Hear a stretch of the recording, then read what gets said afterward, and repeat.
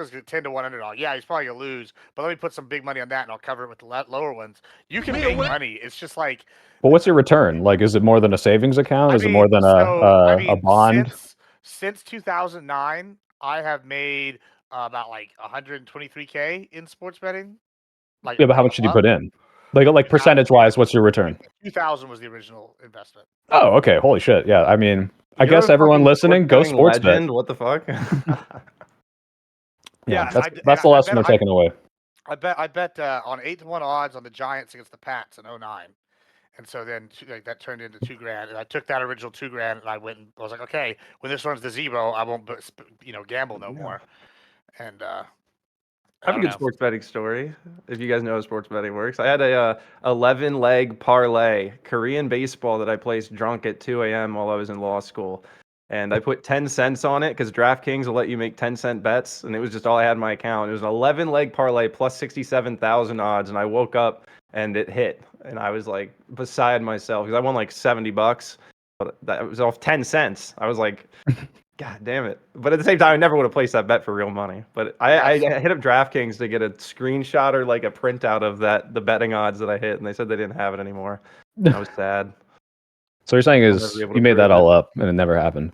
No, I have witnesses. I have. He's immediately spent it all in alcohol and we can subpoena people, and hopefully you believe them. Well, these are all survival stories. Don't gamble, everyone. Yeah, don't gamble. Let's move into the topic here. Another form of gambling. Whether or not we're going to see take bets on if we're going to see an investigation and prosecutions into the Biden cognitive decline and the subsequent potential elder abuse and treason and all that good jazz that's going down. Let's get into it today. I'm pretty excited to talk about it. I am going to put a foot down in a rule going forward for this one and tonight for the second panel for these two specific topics. I don't want to hear one goddamn word about January 6th. And otherwise, because otherwise we're just going to only talk about January 6th, and we're not going to talk about any of this. So that's only a rule for today. It's not a rule of perpetuity for the two panels today. So, okay. Now, we'll start with Lactoid. Do we think there's a criminality involved? Should there be investigations? Should we prosecute? What do you think? Go ahead. Yeah, am I coming through okay, real quick? Sound okay? Yeah, Everything good? All right. Yeah. Frankly, I don't think so. I think the whole thing was pretty.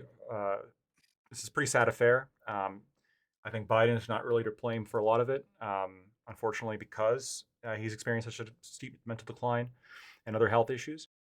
But when we're talking about like legal responsibility, charges being filed, I guess my first question would be against who and under what theory. And this hasn't really been explained to me, and I've done some research on this, and this really hasn't been explained to me in a way that makes a lot of sense. I think that there's a lot of parties that need to be condemned very strongly for covering up Biden's decline.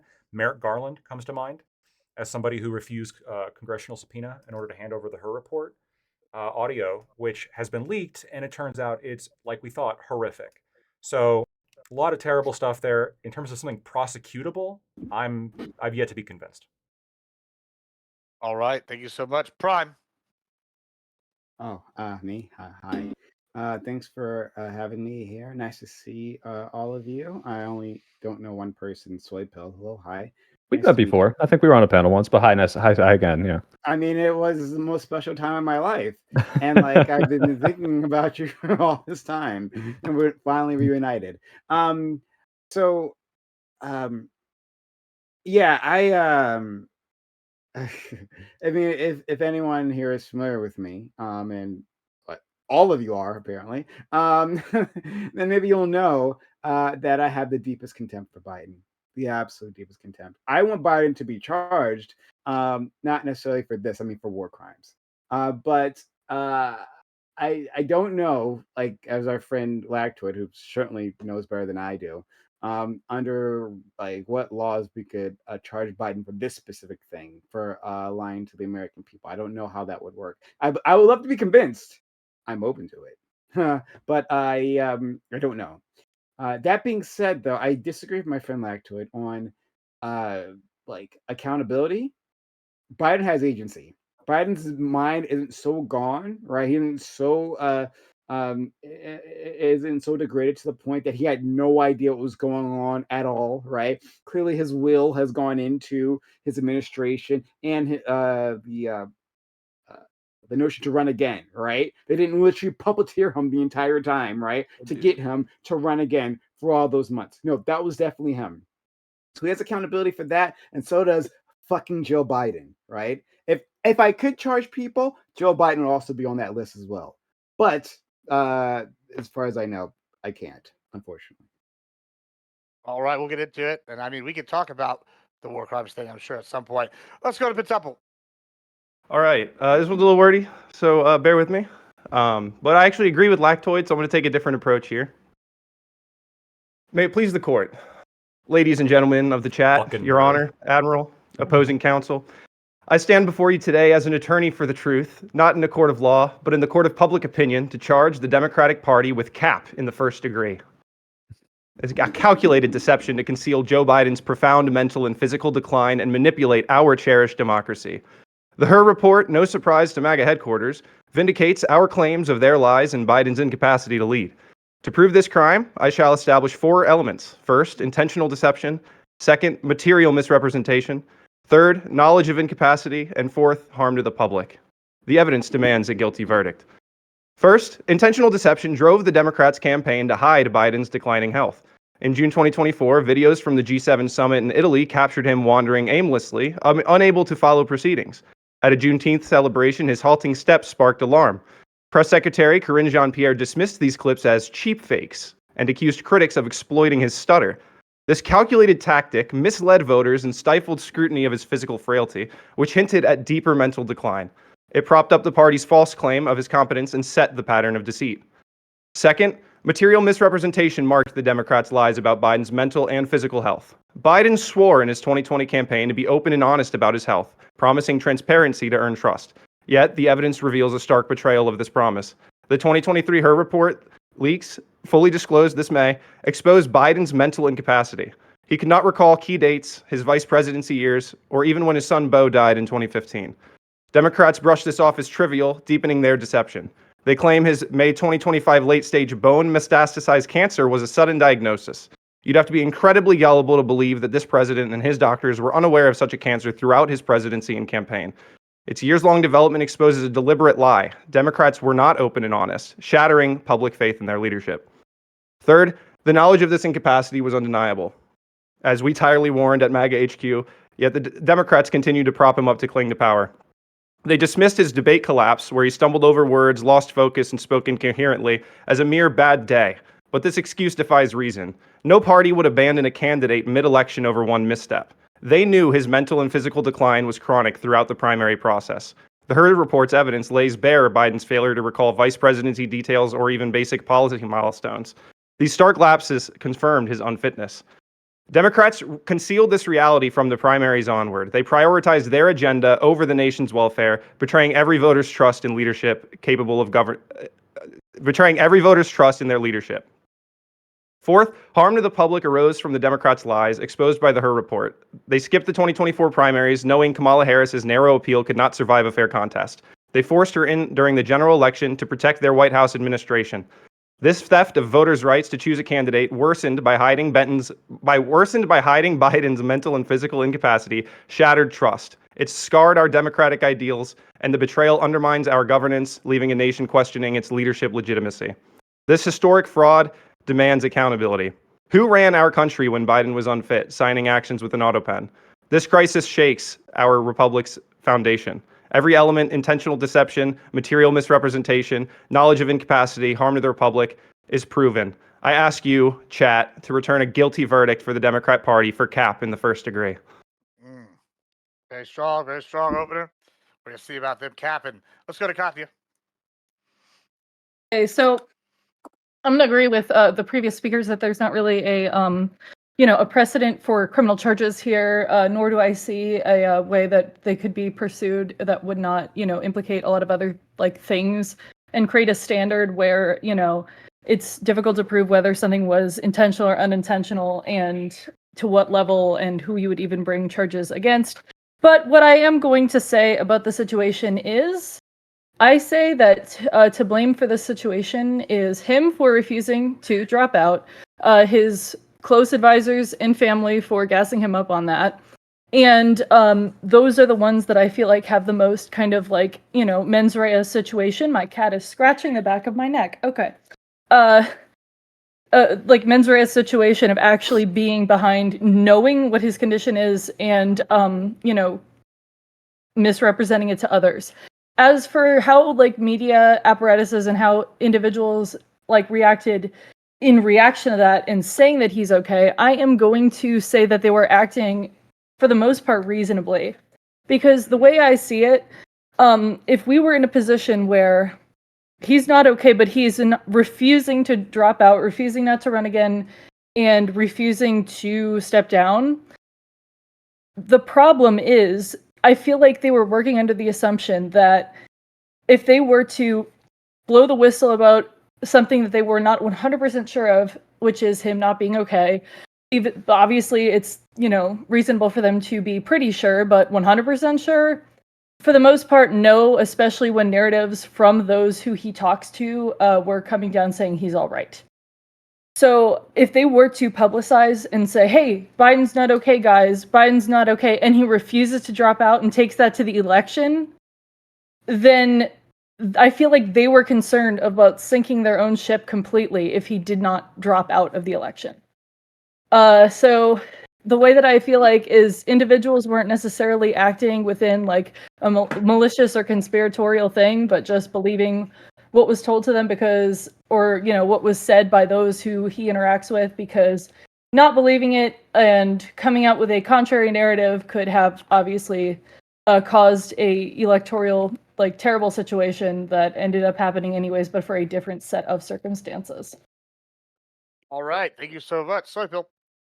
Yeah, I'm glad I'm going last because it seems like everyone's on the same side of the prompt, which I guess we'll be talking about something else then. I'm not going to defend his mental acuity. I think we all saw him slowing down in real time. And yeah, there's a lot of problems that they had for the Dems once they locked Biden in. But it's political suicide to say, yeah, this is our best option, and he's in severe mental decline because he's old, as Katya was kind of touching on. I will say, like Prime said, I think it is overblown insofar as, like, yeah, I'll joke about him having dementia, but if you listen to these her tapes, just because it doesn't fill you with confidence because he is a doddering old man, he does not have dementia, like literally. I know people with dementia. I've seen Ronald Reagan in his, second term. Like, the dementia is a much different thing in real time. And some of his responses are still much more coherent than a rambling Trump statement, despite his mental acuity clearly being worse. But yeah, speaking of dementia, yeah, I don't think covering it up for Reagan or Woodrow Wilson or FDR's health is some unforgivable crime.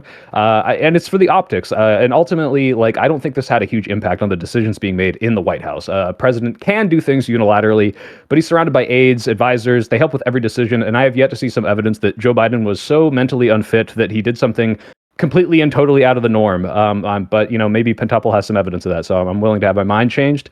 But yeah, this is more of the fact of, like, this is just bad. It looks bad. If you're going to never trust Jake Tapper or any of these media people ever again, like, yeah, don't. Like, these people are totally self-serving. They're narcissistic. They as soon as it now benefits them to come out and bash him, they're doing it. But they were willing to lie to you, and even though everyone could see with their eyes and ears, yeah, this man is a fucking bumbling fool, especially during debate. So yeah, as to the debate prompt, I don't think there's a strong case for giving people jail time. I don't know. It sounds like both lawyers also don't think so. So I feel a little more confident in that, especially considering they're not on my political side, but I don't blame the Democratic Party for not shooting themselves in the foot during a presidential campaign.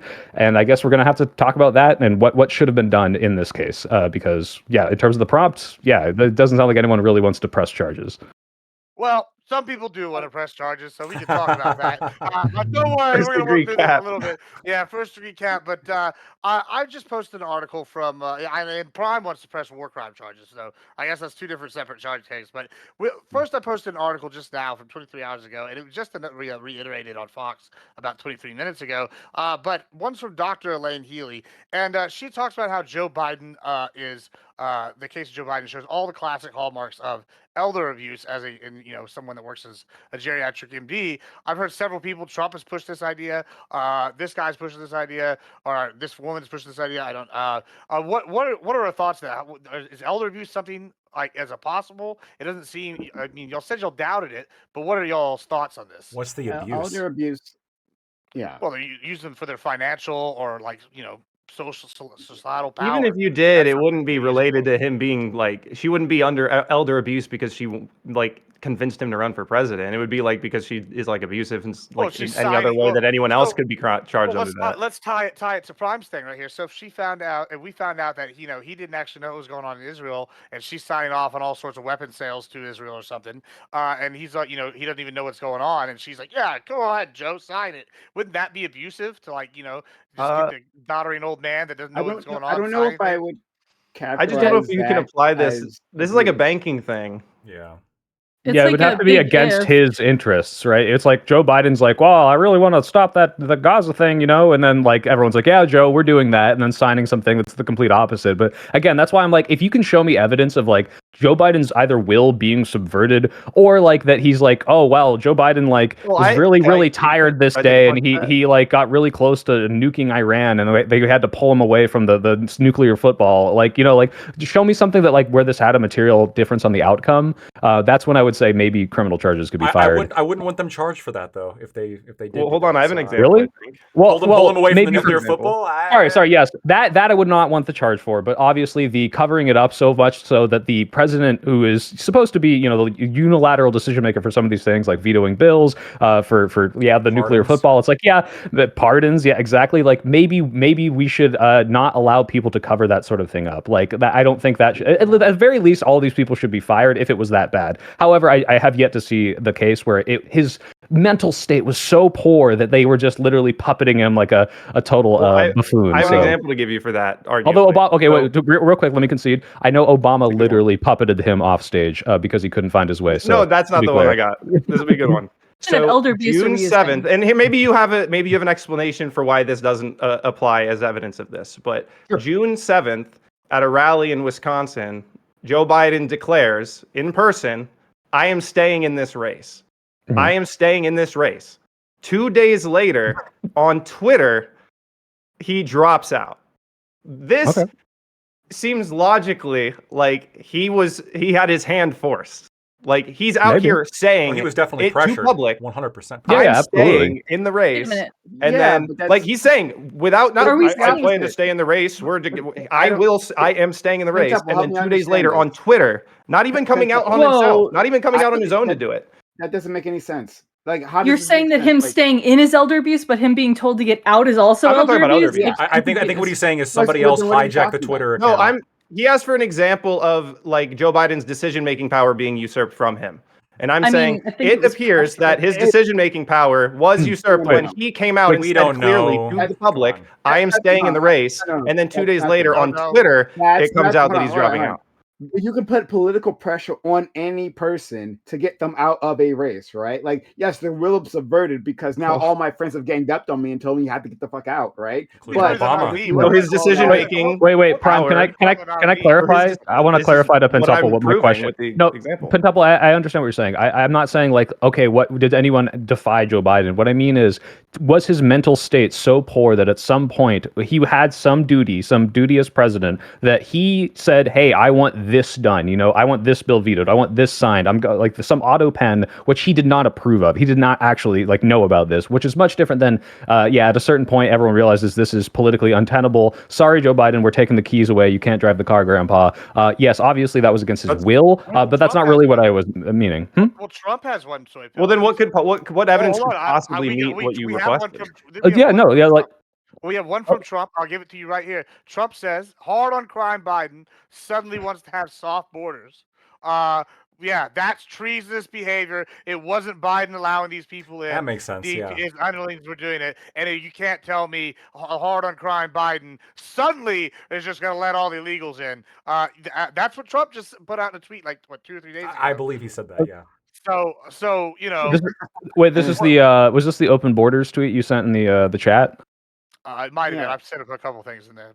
Again, to Pentaple's point, maybe I have to hear more about this, but my idea of what evidence could change my mind here, if Joe Biden had a very specific statement about a policy he wanted to say, or like a bill that he's like, I will veto this bill, and then it came out with his signature that the opposite happened, and he seems kind of confused about this, or like, well, I don't, no, to be fair, you could probably find him saying, well, I don't remember signing that, because that's probably true, because he doesn't. But the idea of like his specific willpower as president being subverted, that's not the same as forcing him to drop out, which I think is, yeah, you could have done that with anyone, like Kaya We'll said. confused a lot, though.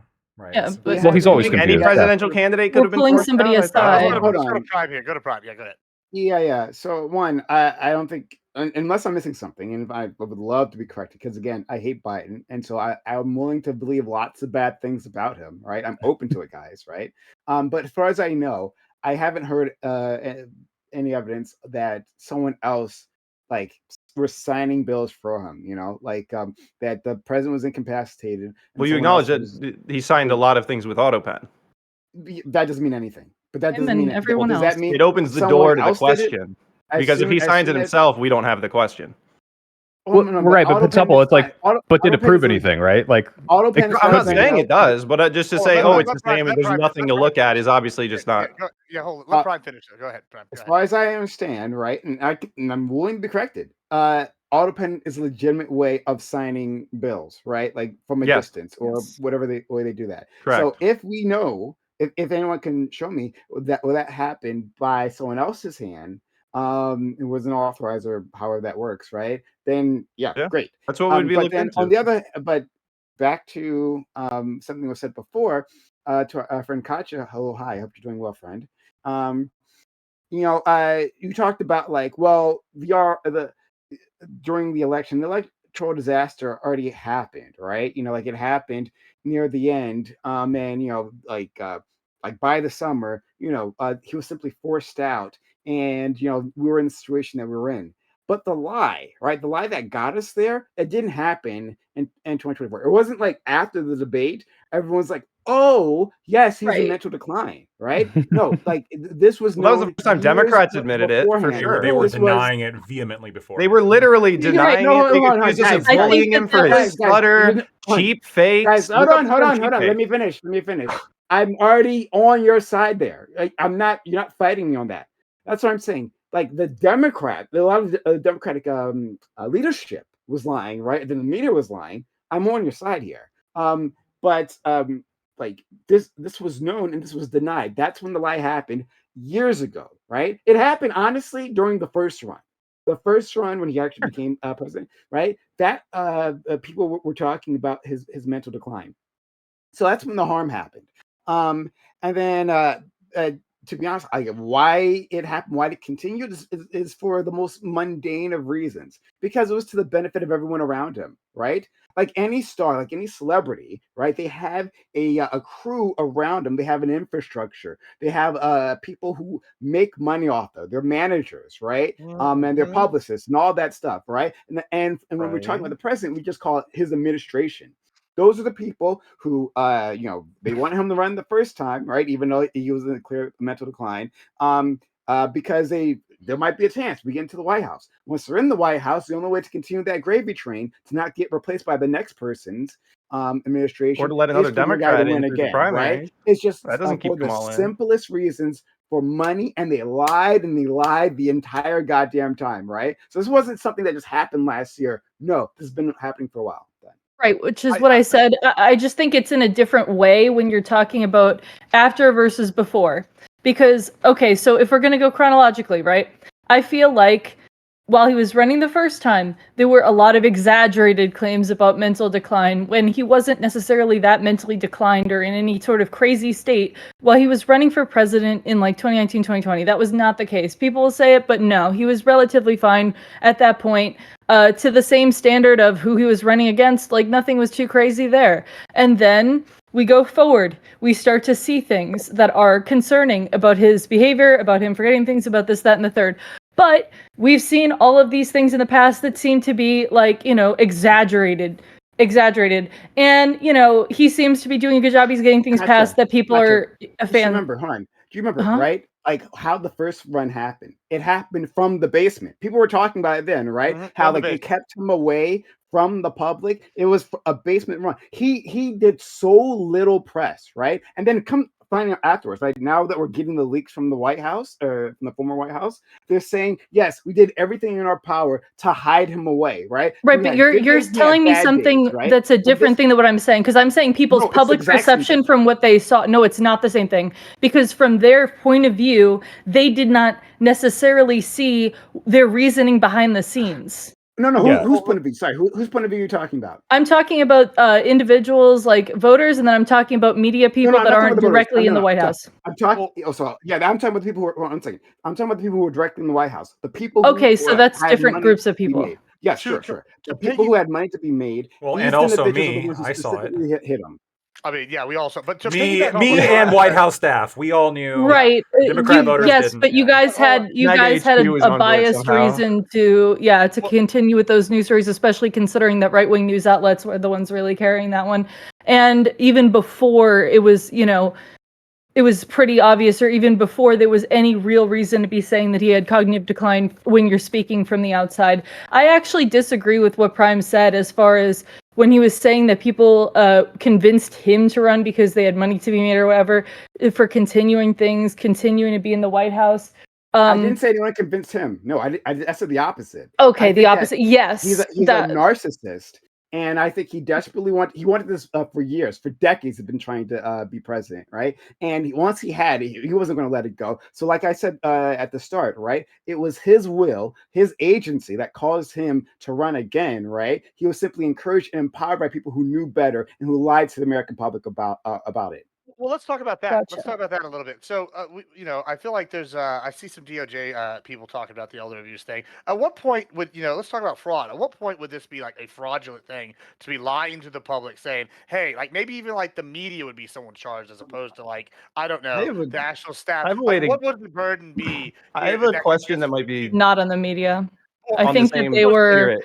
lied better burden- to the more burden's than gonna be they knew extraordinarily high. firsthand or Can I I anything. think so because like it seems like you see people like Morning Joe go tippy top shape, then the next day going, oh, that was pretty bad. Like what, like that seems like it's like a clear deception or deceivery. Like when George Clooney's saying, hey, there's something's wrong, and then the next day Morning Joe's like, best shape he's ever been in. This guy is sharp, and then like how much is that really lie? So there's like a difference, I guess, fraud. between like fraud in the colloquial sense and then fraud in like the legal sense. Do I think it's a fraud upon the American people? For sure. There was like a lot of people lying and I think a lot really bad deception going on. Do I think it's fraud in a legal sense? I don't think so, right? Because you can always hide behind, well, I thought he was sharp. My definition of sharp is really, really low. You can be as long as you're above a potato, you're sharp to me. It's like, Yeah, if you have Jill Biden standards you answered every question, Joe, and that was Yeah, great. that's So- enough. Biden's decline can be summarized in a single word. Second term, after Trump, after all these people, after like the situations we had with past presidents, the health problems that we've seen, in situations like, back in the 1940s, like with the situation where the president's health was kind FDR. of hidden from the public there with FDR. Yeah, I'm sorry, I'm stuttering a little bit. Oh my God, I'm Joe Biden. But okay, legitimately, I do not have dementia. But actually, being real, like the standard for presidential behavior, I believe, has been set too low. And you know what? As somebody who's lived my entire life in one of the oldest on average counties in the state of Florida, I'm going to say that I'm kind of black-pilled on the elderly. Okay, like we've seen this over and over again. Well, to y'all's point though, y'all just made the case about the Jill Biden thing, and that was actually in that article that was one of Dr. Healy's major things. Was this is exactly the kind of behavior that people that are committing elder abuse do, which is, oh, he's just so bright, you answered every question. That's the standard. When it's clear like that's something they would usually use as a metric to like decide if they're being abusive or not. Like how can it be both things here? How can it not be like, oh, if it's fraudulent, they actually thought this, and then at the same time be like, oh, this is a clear indicator of something else. Well, Gibbs, the question is, once you've picked your primary candidate and you're about to go against someone and what you like mostly and constantly declare is the most important election and fascism will take over, at what point do you think it's politically viable to say, you know what, also, by the way, the guy we picked is fucking dying, You know, like even if it's true, like what point is that politically viable? I think the one argument for that is that when he did finally drop out, which was entirely too late, there was a swing in Democratic's enthusiasm of, oh, holy shit, maybe we're going to get a little authenticity, because they all knew, hey, this guy's a doddering old fool. This was for polling for months and months and months that, hey, his age is a problem. It wasn't some secret. And that's the thing, is like, you want to talk about like the media covering it up, but this is more like, your gay son or whatever keeps like having guys over and locking his door, and you're like, oh, he finally comes out to you 5 years later, like, Dad, I'm gay. You're like, yeah, I fucking know, dude. Like, we all fucking saw it. You've been having guys over locking the door and shit. Like, the problem is not nearly so much the cover up, but the how politically viable it is to just lie to everyone, and just everyone views the Democratic Party, or at least these media pundits, as completely unreliable. And you want to talk about crime. Probably not, but you want to talk about like, hey, should we ever listen to these people again? No. So yeah, I just don't see how this is relevant to talk about like, oh yeah, like it's elder abuse. It's more of just like, hey, we really let the people down with our candidate, and how can we avoid that in the future and regain their trust? Right. Yeah, I think that's where you go from now. But when you're talking about like political viability, then you need to talk about the alternative as well, which is the point I made earlier when it comes to like, let's say they did the opposite and he didn't drop out. Like they had to either wait until it was completely undeniable to the fact where it was like, we're fucked if, we don't expose this right now, or until, there was a good reason to believe that he would drop out if he were pressured.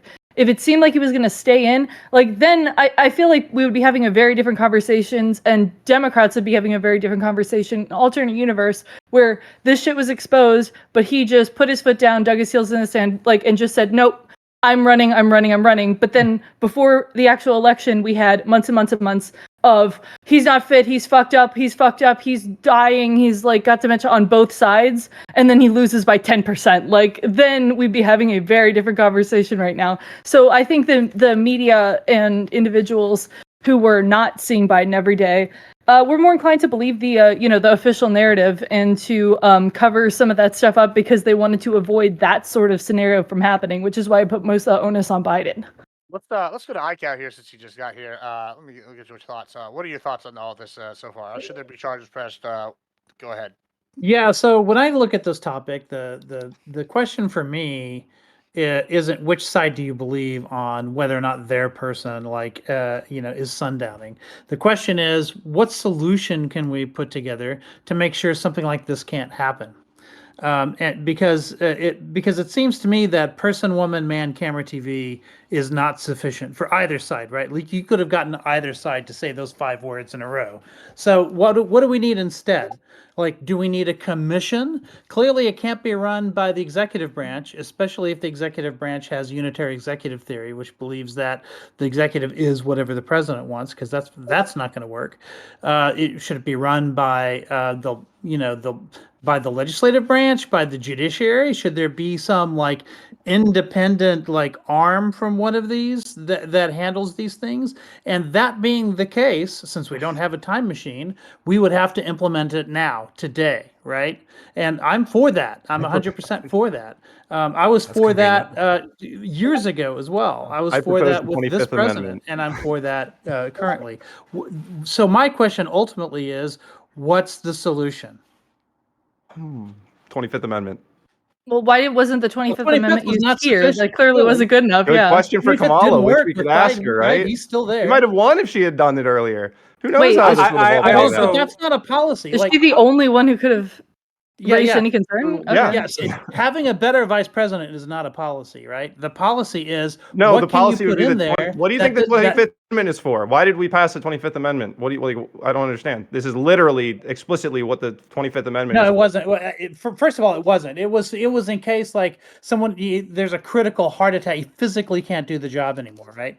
And clearly, that's not we how have it's too many written. people who would have to agree that okay, we're go on. in that spot in order to pull the trigger. Nobody was able to do it under Biden. So clearly, the 25th Amendment isn't up to the task. It's not good enough. But there might have been an independent council that we can put in place, one that could require that the president get a checkup once a year, and that the results of that checkup be publicly made available, so that the American people can have ongoing consent when it comes to the what's going on with their president. 25th Amendment clearly proved that it was not enough to solve this problem. That's a good point, actually. That's Can because I ask Kamala the failed the panel? act. What's That's that? not because the 25th Amendment wasn't available, and it is clearly me, for this. let And the me- way you're interpreting hold on. it is not correct. It's Well, funny we'll how come back to Democrats that. will Hold on, interpret the it- We're birthright gonna come back citizenship. to that. Oh, you We'll should come have back- written it Hold on, better. hold on, But then hold when on. they If want to it's interpret dependent- something, they Hold just on, choose hold on, their. if it's their dependent on opinion. people recognize it when Hold on, everybody. Hold on 1 second. All right, let's get Mr. McLaughlin in. Well, I'm sure I butchered your name again. One day we'll get it. But let's get what your thoughts are. Should there be charges pressed in the Biden cover-up case? And I guess the 25th Amendment is what we're on now currently. But go ahead and give us your thoughts on it. And Hey, man, happy to join. Can you hear me? I'm on my backup mic. Want to make sure you can hear me. You sound fine. Yeah, great. Okay, fantastic. Yeah. Well, it's been a rough week for me. I'm partying like 2021. I've got COVID, which is retro, but unlike the Biden administration, I'm admitting that I have it. So that is something, at least. I think that political prosecutions have proven to be terrible. They're terrible for the party that does them. They make the other side really popular, and they're really bad for the country. So no, there shouldn't be charges. Could there be charges? Yeah, probably. Unfortunately, we live in a country that has so much federal law on the books that a creative prosecutor can find a way to charge just about anything. So could they find a way to charge it? Yeah. Should they? No. And I'll tell you what I think. If I was Trump's legal advisor, what would I do? I'd have hearings. I'd have big hearings in Congress. I'd get all the information. I'd call witnesses. And then at the end of the day, I'd offer pardons. And it would be politically brutal because then you're in the position of saying, yeah, I'm going to accept the pardon, which basically in terms of politics is just as much a win as a conviction. Or, I deny the pardon. And then if you prosecute, it's maybe a little bit less ridiculous. But barring some kind of tactical move like that, no, I don't. I think that if we can move past the age of political prosecutions, that would be great. And if Ryan, can I poke a hole in your idea though, please? That'd be even better. I'd like to poke a hole in your idea, Ryan, because your idea is, hey, these political persecutions would be really, really bad. However, it would be great if Trump forced Joe Biden into either accepting a pardon that admits his guilt or gets persecuted. I think that's probably also bad, and you would think that's bad, right? I think that's this is why Nixon was pardoned, right? Is that it is better to acknowledge that there was wrongdoing. There was something that was done that was not good for democracy. Okay, under the premise of everything that's happened is like at least to some degree really, really bad, and they should. Okay, I understand a little bit more. Yeah, and then once you've admitted that, the actual prosecutions, like actually putting political opponents in jail, kind of make us a banana republic. It's not a good look. So if we can avoid that, but actually get some admission that this was a problem, that would be great. Ryan's spitting right now. No, we actually have to be able to put bad actors who happen to be politicians in jail, right? There is only if they committed a crime. If they commit a crime, that's obviously what I'm saying. But if there's no crime to commit, then there's no pardon to even be had here, right? This assumes there's a crime, so that's what I'm going off of. Yeah, but anyway, if there is an actual crime, right? Then for the sake of the public in our institutions, we need to be prosecuting bad actors, right? The actual original sin happened when we didn't prosecute Nixon. When presidents who've done done awful things don't go to jail, it breeds a sense within the public that these people are untouchable, that voting is pointless, that our democracy is a figment, right? So for the democracy, we actually should be prosecuting. Absolutely.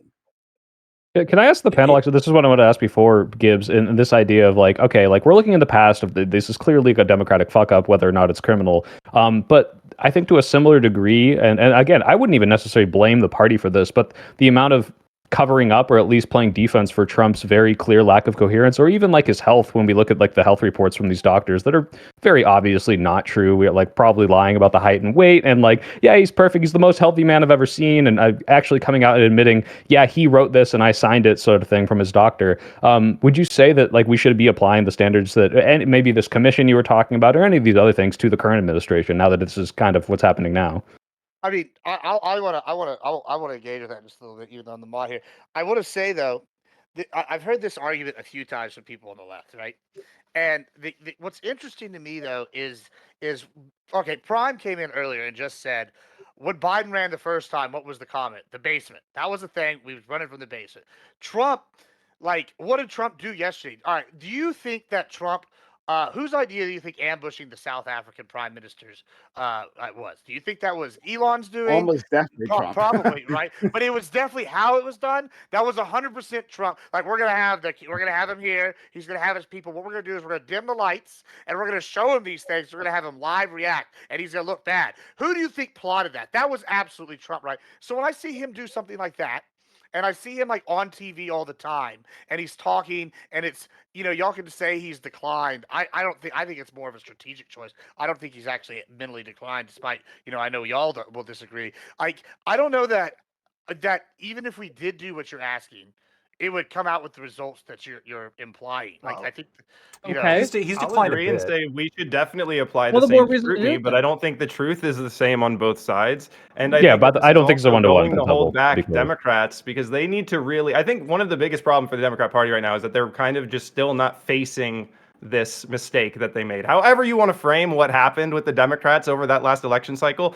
until they actually acknowledge and address what happened, like this is why, like, your leader is like a defaulted leader, because nobody's stepping up to actually champion the party. It's like, is it AOC? Like, who is it? Like, who's the face of the party? It's just whoever like ends up with I it, completely because nobody agree. wants to actually step up. And even once you guys get somebody to step up, by the way, still not a guarantee that they're going to be able to do the job. Your last person was Kamala Harris. Enough said. I mean, and look, that's the I thing. agree. When there's I think political that- malfeasance, there should be a political price to pay. And I'm sure so- they're going to have hearings, and I'm sure they're going to call witnesses, and I'm sure they're going to dive into this Wait, who? deeply, and it's going to be very embarrassing for the Democrats. And I think there will be and has been a political price. I just think that's sufficient. Like, I think that, this sort of thing, like, you want the remedy to be political, not to have it be criminal. And as a lawyer, and I see Lactoid's nodding because he knows this too, because he's in the same business. The problem is that our prosecutors have so much discretion now. They have so much power to charge anything because there's so much federal criminal law that once you get into the business of prosecuting political opponents, it never stops, because all of you on this panel probably violated 3 federal laws today. I don't know what they are. You don't know what they are. Nobody knows what they are, because nobody in the world even knows how many federal criminal laws there are. This is Nobody knows. It's a total fucking mystery. No, we can saying like, yes, oh, they violated the law. we have a huge federal code, right? We have a huge federal criminal code, but when we're talking about prosecution, when we're talking about harm to the public, right? When there is a crime that has harm to the public, or like apparent harm to our institutions, when the public, right, can feel that it has been harmed and then nothing is done, yeah, that's an issue. Right. And again, there has to actually be a crime. So it may not apply to this particular situation, but in another situation, when a crime has happened and the powerful get away, just like it happened at the end of the 2008 financial crisis, right? Like, no one went to jail. Like, the powerful didn't go to jail, and it instills in the public a sense of injustice, a sense that of unfairness, and that like the system is broken, right? And when they don't have faith in that system, then the conclusions they arrive and how they vote, all that changes.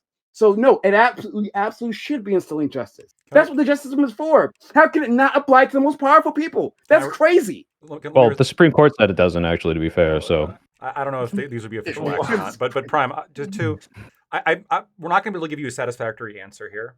I'm not going to be able to give you an answer where, there's the line is completely delineated here.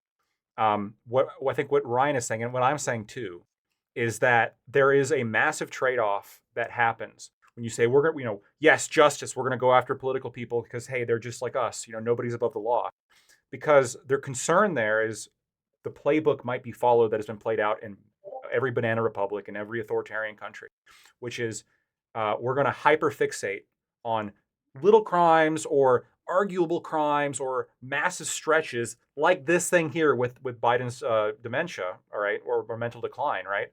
We're going to hyperfixate on something where somebody may have done something, but we're not actually concerned about justice here with why we're going after this. we're going after this because fuck Biden, right? That's ultimately the motivating factor. It's the same reason why they went after Trump in New York, right? And there was a big criticism I made about the going It doesn't matter. choosing It not to doesn't matter. prosecute. It This is doesn't what matter. Comey literally Prime. said about Hillary Clinton. None of that matters. None of that Wait, matters. it does at matter. some point- Wait, can I need to add. Let me add something real quick. Prime, let me The add reason something. behind why you're doing I'm something is gonna respond to it. everything Hold in the on. law, Actually, bro. I'm going to respond to Let Brian Lactoid. respond, and we'll go to you. Sure, So yeah. Of course that doesn't matter, because you're saying that yes, some people could use the tools of our institutions improperly. Yeah, Which they whatever. do. Right? That's why that they have can to take an happen oath to without not the violate prosecutions, and that can that. that can happen without a ballot prosecution. It can happen with a ballot prosecution. When you do it with a ballot prosecution, when that actually happens, then yes, the public can see that justice has actually been served. Prime, have you can ever been put on a ride along? safeguards within our. Let me. Have you ever been on a ride along with a cop? No, Lactoid. I haven't been on a ride along with a cop. Why would I be on a ride along with a cop? Okay, Then so you lose. well, a lot of people have had this experience where volunteer. a police officer will say, we'll follow this guy around and eventually we'll find something to pull him over. And they will. At some point, No, you will find a reason to pull somebody over. I know. Is that fair? I get you. Do you want the cop following you around the whole time you're driving? You missed what I said initially. You missed what I said initially, right? I said, particularly when we're talking about these crimes, something where the public has obviously been harmed. So that's, and I admitted to, was it Ryan's point that yes, the federal code is large and you can find something, just like you're just saying now, right? A cop can always find something. Yeah, but what kind of harm? That would be a pretext, yeah, right? but here's the thing: you can make the argument that any harm is all harm. Right? You could say, oh, the harm because this person made an improper left turn. There could have been a kid there. You could have run. Okay, great. Then I can do that for you, right? Then we can actually define it. We can actually pick out laws, right? We can say, hey, these are laws for politicians. If you break these laws, then you will be prosecuted. That's another thing we could do, right? There's all kinds of ways we can actually deliver justice, give the public a sense that everyone actually is accountable to the law in some way, right? Rather than just throwing up our hands and saying that, well, I guess if you do happen to make it into office, then it's weapons free. Do whatever you want because there will be no accountability. Nobody's saying that. What happened? Nobody's saying that. Let me respond real quick. I said the line here, like it's not delineated very well. Like I agree, there are times like when something maybe a politician does something so egregious where you're like, sorry, dude, like we would prosecute anybody who did this. This is fucked up. But then there's the other side, which is we're going to reinterpret statutes to get this guy. We're gonna apply shit that we've never applied to anybody else to get this guy. And that's gonna happen anyway. Well, no, you're saying it's gonna happen every which way, but like we saw this shit with Trump in New York. We're seeing this shit, potentially seeing this shit now with Biden. That's not good. But that's not healthy. We could use your argument to justify literally anything, any twisting and turning, and they're doing it now. They're doing it now. But they're already doing it. They're doing it. Hold on. All right. There are degrees. We're gonna go we're gonna go Katya, then we're gonna go to Mr. All right, we're gonna go. Yeah. So I do want to build a bridge here because yes, I see Ryan and Lactoid's point to the idea of like, yeah, I don't think that we should set the precedent of locking people up insofar as, yeah, like if you really look at these like 34 felony counts, yes, did he break the law? Sure. However, is this something that anyone sincerely in the Democratic Party who like knew about and cared about before this? Probably not. None of these people were like, yes, the business fraud. That's what we're gonna get them on. What they care about. Hold on, wait, let me finish. What we care about what is like the the institutional destruction, like the subversion of powers and checks and balances. And yeah, what to their point, you probably could, just like with Biden, get him on the documents thing. That was the whole her case, right? It's like, hey, like he messed up in this, and is this really something worth throwing Joe Biden in jail over? I would say probably not, and I would agree that would probably set a bad precedent. But I agree with you, Prime, and I like that you added this. That yeah, there are some things that we should just be like, ultimately, if you do these things as the executive, you should be prosecuted for this. For example, inciting a riot to overturn the election on January 6th, Admiral Gibbs. Gibbs. He broke the rules. He broke the rule. Broke the rules, Admiral. Yeah, go ahead. I mean, in contempt. A lot of the discussion with this is a thing from way back, and I'm going to tie it into this. It seems like, as far as when we're talking about the Democratic Party, it seems like what they did here was they behaved in a way that I believe was reasonable for somebody acting in their own political interest. They did a gamble, they lost, and then the consequence, which people are saying, I don't remember exactly who said it, that they haven't faced any consequences or they haven't realized any consequences. there was a giant consequence called losing the election. That might not have happened if they forced him out way ahead of time, or replaced him with somebody else way ahead of time, or convinced him to drop out like way ahead of time, like prior to the primaries, and they just had other people run. That might not have happened. So again, Gamble lost. That's the consequence. Hold on. Yeah, but the hold on. gamble was like Hold on, lying hold pretty on, hold on, No egregiously. more hold on, consequences, hold on. please. Hold on, I hope hold this on. is over. We can just pretend that we already. Hold on. Before I move it on, give it over to Mr. Ryan here. I gotta, Yeah. Okay. Either This that is or all forfeit the true, girl. election, Let which me ask you a nobody in their question. right All the mind would money I do. made went to Katya, legal hold on, fees. I'm even, right? Let me ask you a question, Katya. You just said they acted within a reasonable Yes. expectation for someone to stay in political. I mean, in that case, like I didn't want to bring this up, but I guess I said we weren't going to bring it up. But say I could argue January 6th, if he'd sent the National Guard in and conquered the Capitol, that would be a reasonable expectation of someone wanting to stay in political power. I don't know that that's really a good argument there. Well, What do you? So where's your again, line there? I'd say that there's a difference there because what I'm talking about is media choosing to believe an official narrative, even if it's contrary to what they're physically What about the cabinet then? observing. Wouldn't that be a coup? Wait, it's not just that. Hold on. With contempt of Congress with Merrick Garland. Hold on. If the cabinet is Right. ruling, I'm saying that. Yeah, I've said that he's one of the ones who's. Well, Right, but if I'm the president's not saying actually in charge, that's the same as if Trump took over the Congress, right? Well, what's the again, I president? believe that he had agency. I don't believe that he was being puppeted by people or he had zero mental acuity to do anything, and it was just that sort of Weekend at Bernie situation. I do not believe that. I believe that he was stubborn and being narcissistic and believing him to be in a better state than he was. And by the way, when I was talking about people, or I was talking about the party, or I was talking about the media, I'm not talking about people who see him every day. I'm talking about people who believed what the narrative was from the people who were lying deliberately and ran with it, even if contrary to what they were seeing. I'm saying those people were just acting in a way that I believe was reasonable for somebody who was acting in political interest, as opposed to, going against the narrative that was the official narrative and tanking the fucking election for their own party. Are they high? George Why the fuck would Clooney. they do that? Let's go to Mr. Ryan. Go ahead. So I totally agree that political problems need political solutions, and there was a very steep price tag on this. I think for a lot of people, and I know I don't know everyone's politics here. I'm somewhat politically homeless.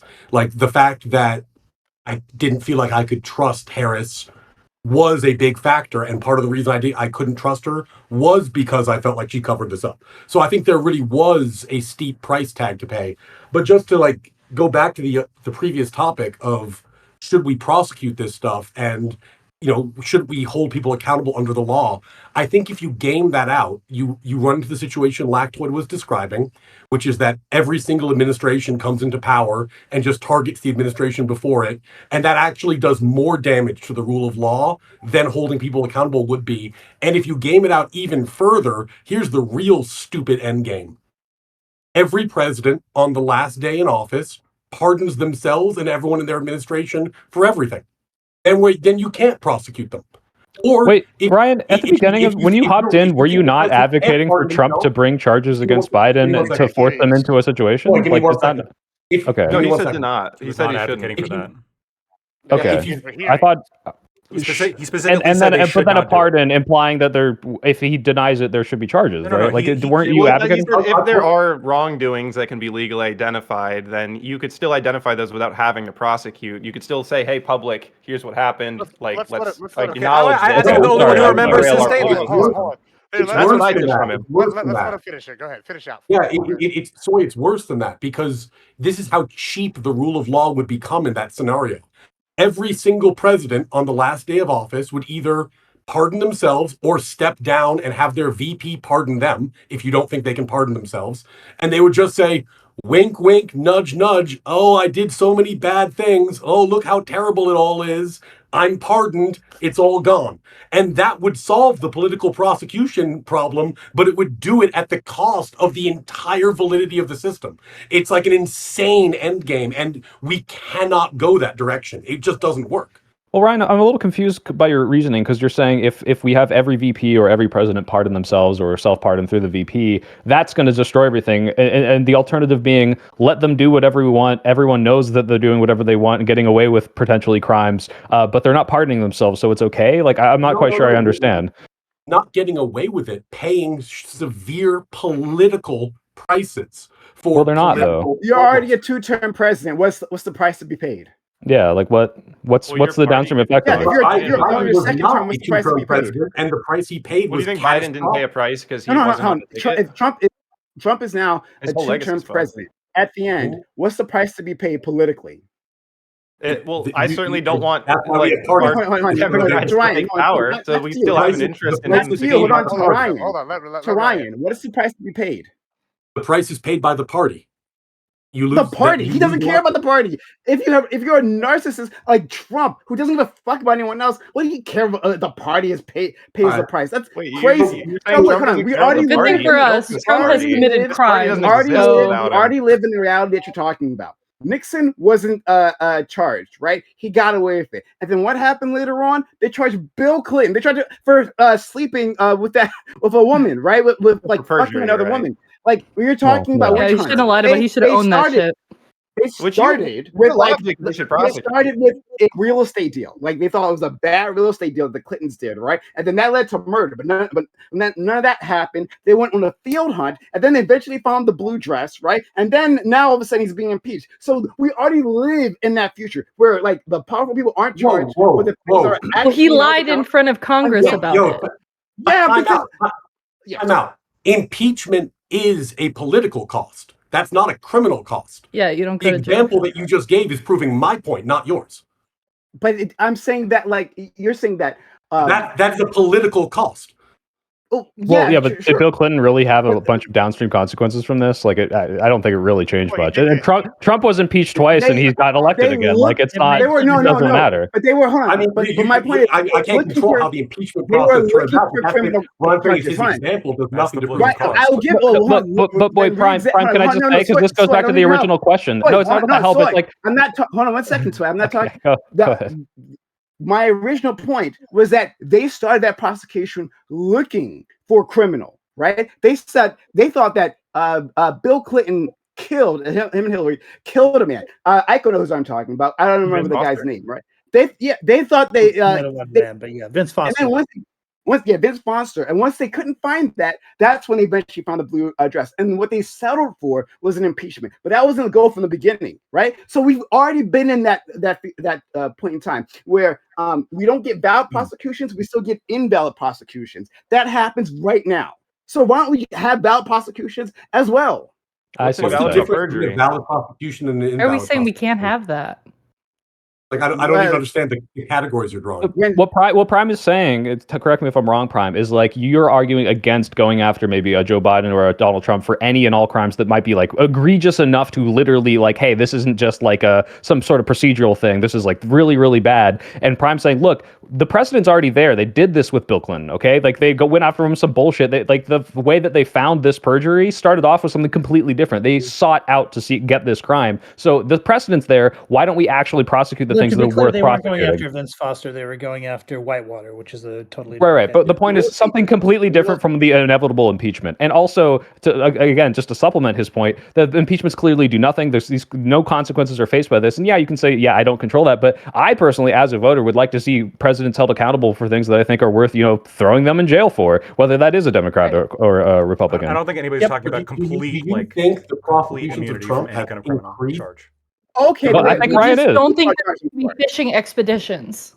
So what I Well, said what's the before, charge? can I explain what I said when I Nobody's meant when I above the said law. what I said what I meant with like the Black line Twitter, here. then the icon. What I Black said, Twitter, then icon. the line here is that like I think, correct me if I'm wrong, but I think everybody here does believe there are crimes sufficiently high that a former politician should be charged for them.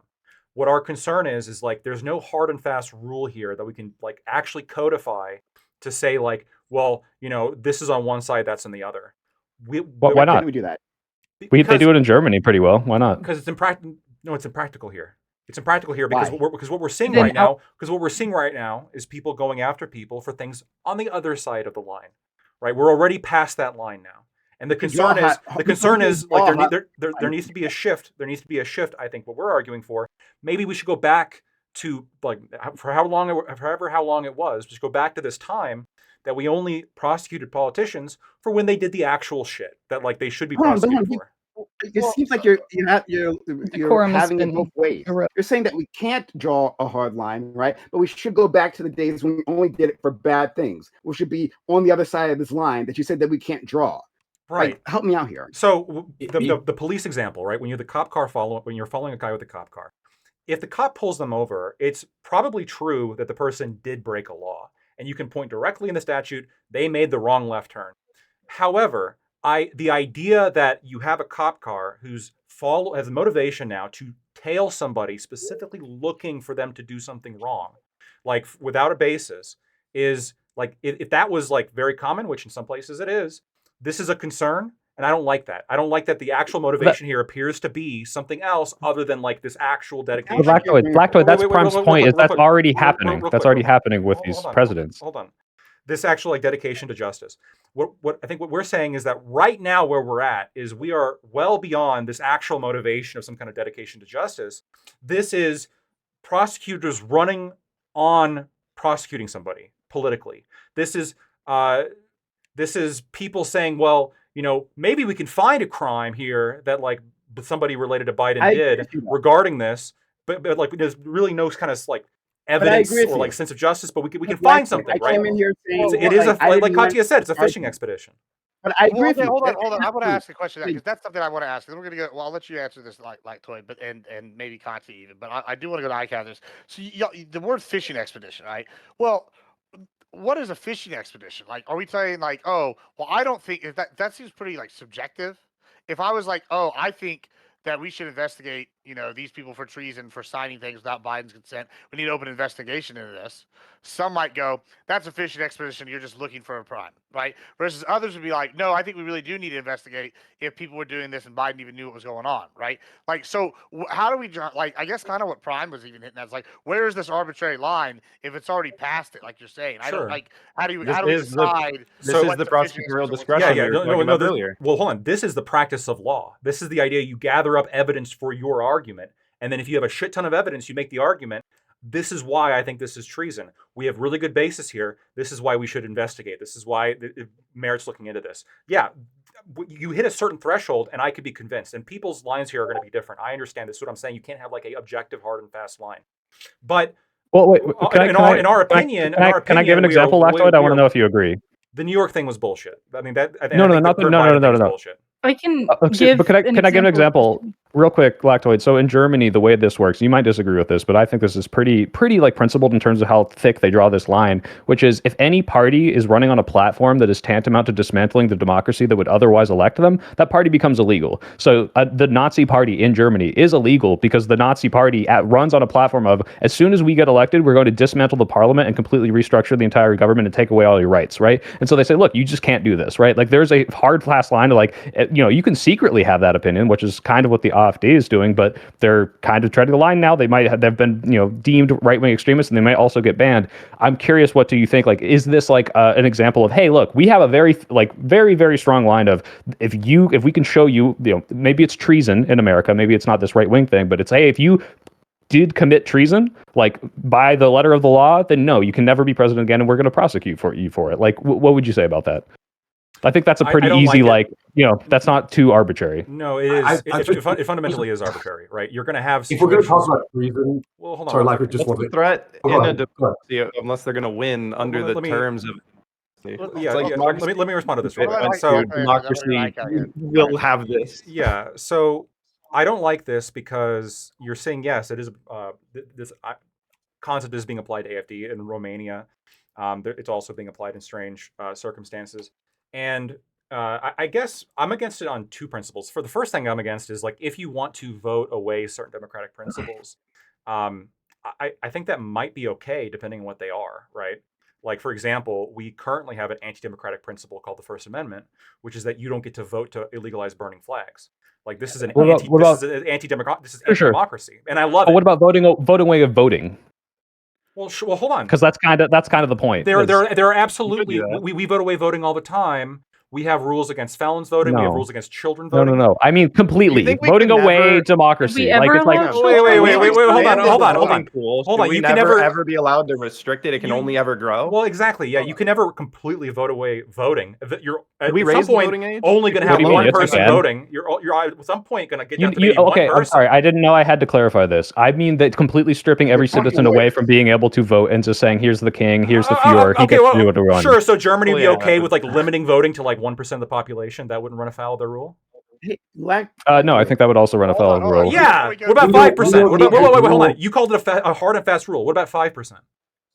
I think any and all things that is like restricting a huge chunk of the population, is probably What's going a to be huge chunk? restrictive. What's a huge chunk? Well, see, when you say something like there's a reasonable case for saying felons shouldn't vote, maybe they do that there. I don't think that's going to be like you're dismantling. Yeah, we're children. That's not dismantling democracy. Versus, hey, this party is specifically running on the platform, the same as the 40s, I'm who confused get about rid of this voting. principle, though. What I'm Because pointing if out it's is your under hard the and fast terms of the definition is not all that democracy, hard how does and it fast. violate it? I don't know. Well, Both yeah. of these exceptions seem pretty clearly not within the grounds of what they would Well, do. yeah. I don't actually know the German law that well. Go ahead, Gibbs. Sorry.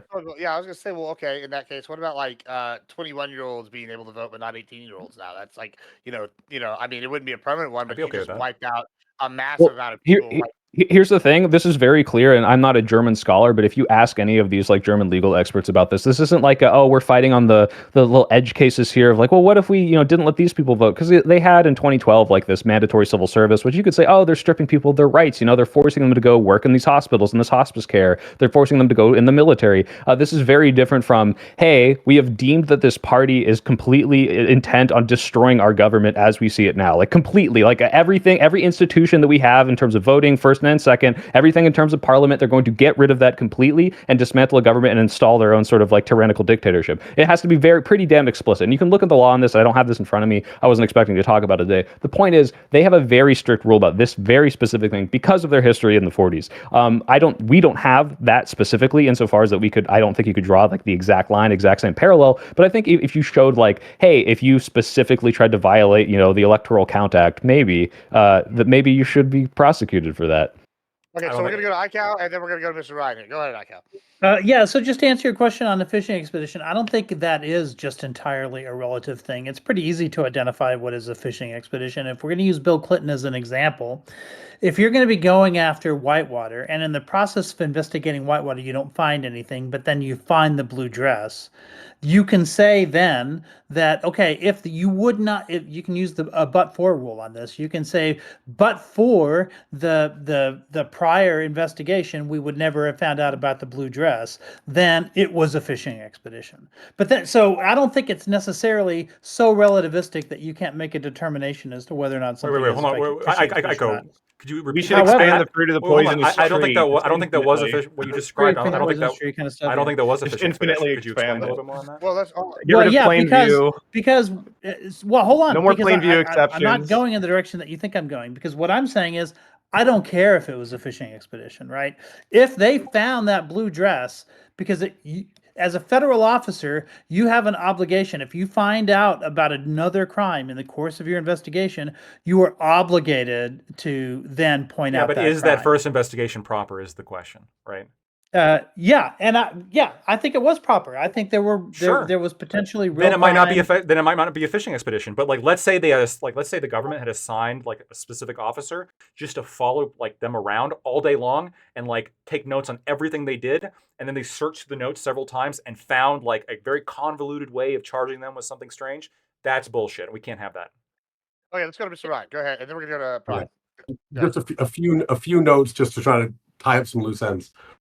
First, I know we talked about treason briefly. Treason is an incredibly high bar. Nothing we've talked about today is even remotely close to treason. It's not even in that ballpark. We can use the term like colloquially, but legally as a actual crime, you need to essentially have declared war on the United States. You need to actually have like had an invasion. It's a very, very high bar. We can get into it if it's interesting, but none of this is treason.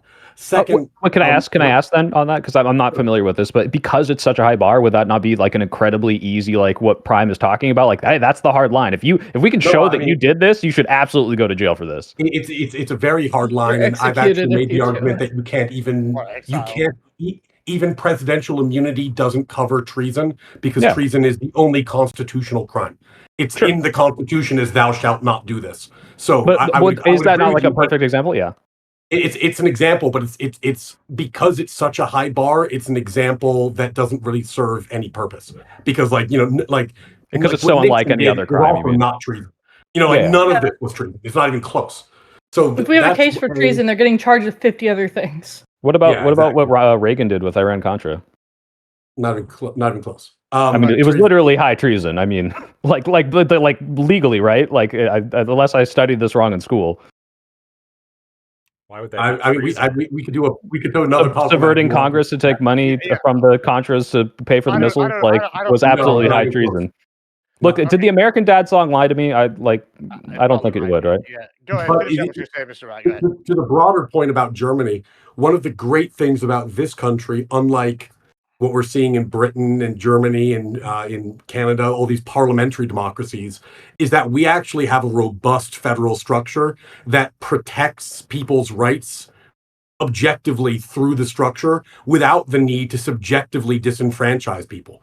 So, we don't need, for example, to say that you can't eliminate the vote, because the only way you could possibly do that would be to have a constitutional amendment to that effect, which you would never get passed. So, our structure is just robust in a way the German structure is not.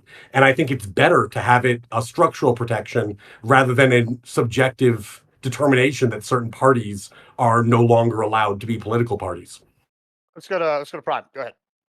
Yeah, so just quickly in terms of the German thing, I actually fall more in line with Lactoid and our new friend Ryan here on that one. That, like, I don't think maybe I just don't know enough about that particular law you're discussing. Maybe, right? Like, I'm just learning about it now. But, like, I don't like the idea of, like, invalidating parties for, like, the reasons of, like, undermining democracy. That seems very vague. It doesn't seem like a hard and fast line to me. But but against Ryan, I think there are all kinds of ways you can eliminate the vote for people. I mean, we saw that in the South, the Jim Crow South. You can just do that, right? When people have the vote, all of a sudden they can't use that vote, and then that can be that way for decades. So in any case, so I've gotten a lot of experience talking to lawyers with my friend Lactoid and previously my friend Pisco, right? And something I've noticed is that you guys have a hard time when we're having these discussions about thinking about what could be rather than what is, right? So you got to really focus on what the law as it is now. When I'm proposing to you, right, a presidential crime bill, right? Like we like list them out. Like you're saying that, like, we shouldn't charge presidents for all kinds of nonsense, right? And there is no a hard and fast line, but we actually can do that. That's what I'm saying. Like we can write laws. We can do anything we want, right? Why not say, like, whether it be embezzlement, it'd be like trying to dissolve Congress, it could be, or the Supreme Court, or like the whole list could just or nuking or slavery, right? Like, I don't know, like trying to enslave a portion of the population, right? Would be you could just list these things out and say, like, if you do these things, then you'll be prosecuted. Like we have special, like, crimes for people, like a federal officer. If the federal officer abuses their power or a cop abuses their powers, like crimes for that. We can have a presidential crimes. Why not do something like that? Well, Prime, there's two problems. The first is, following the Trump immunity case, presidents themselves are essentially immune from almost everything. He's saying for non-official acts, obviously. For non-official acts, it's all right. You don't need it. You already have it. No. I'm talking about official acts, or I'm talking about anything. Well, then you get an amendment to the Constitution, then. Yeah, because the Supreme Court has ruled. Why do I need an amendment to the Constitution? Because the Constitution provides immunity, like, to those official acts. The Supreme Court has ruled the that the president has been been granted power that is not overseen by anyone. It's the But I think what He's the Prime isn't saying how it currently stands. He's saying, ought we to do this? Yeah, can we change you that? could, but you have to pass a constitutional amendment. You would need a constitutional amendment. Okay. And I might be missing something here. So there was an option to. So I guess. Oh yeah. So now I'm remembering this conversation on what counts as an official act or what doesn't. Yeah. Okay. Sorry. Let me pull back. Okay. So maybe I'm using official acts in my head differently than what you guys are doing. So let's say non-official acts. Excuse me then. Right. like would enslaving of the population, would that be an official act of the presidency? Yes.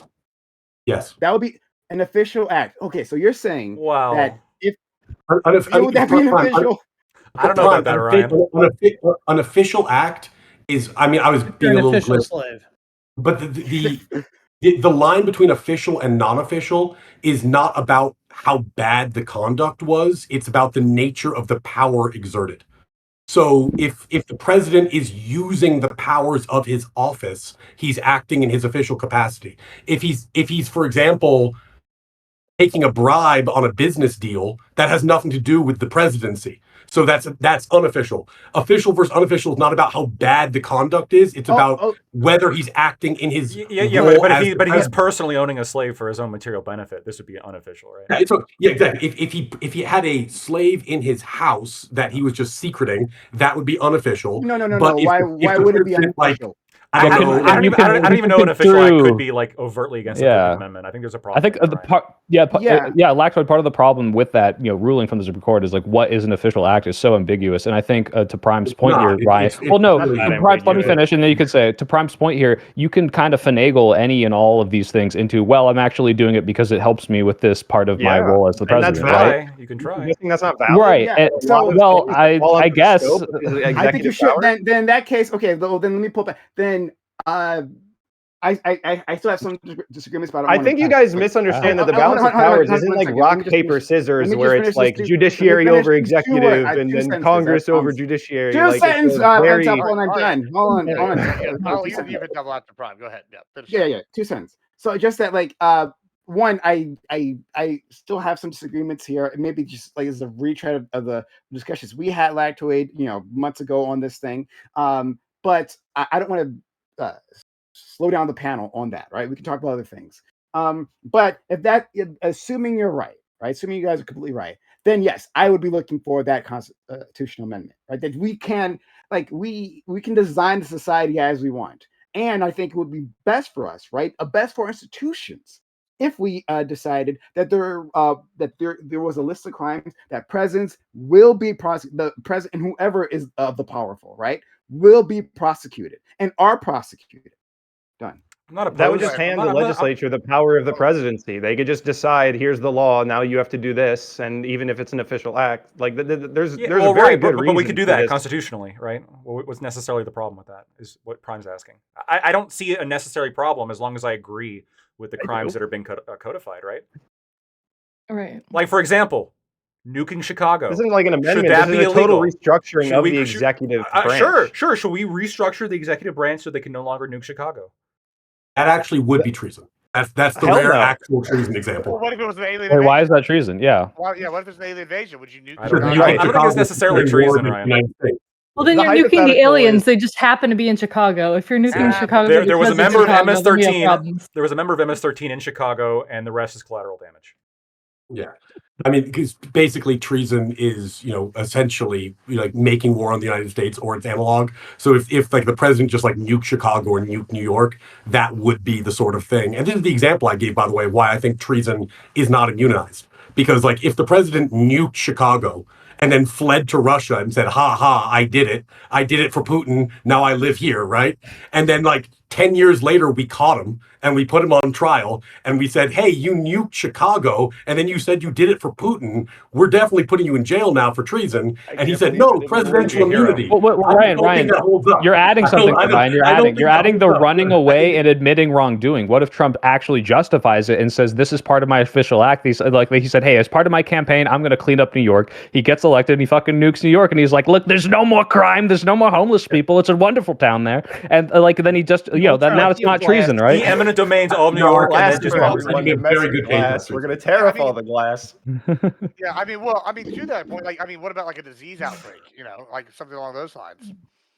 Yeah, like what sort of like containment slaughter. Yeah, bird flu. Like you could argue what they did with bird flu was justified. Or what did they do in like England where they killed all the ferrets? What if he had to do that with people? There could be a drastic situation. You got like a 90% death rate virus with like 1 to 2 R thing where it's constantly spreading. It's like, look, if I do not shoot everyone in this city, it's going to spread. It's going to kill all of America.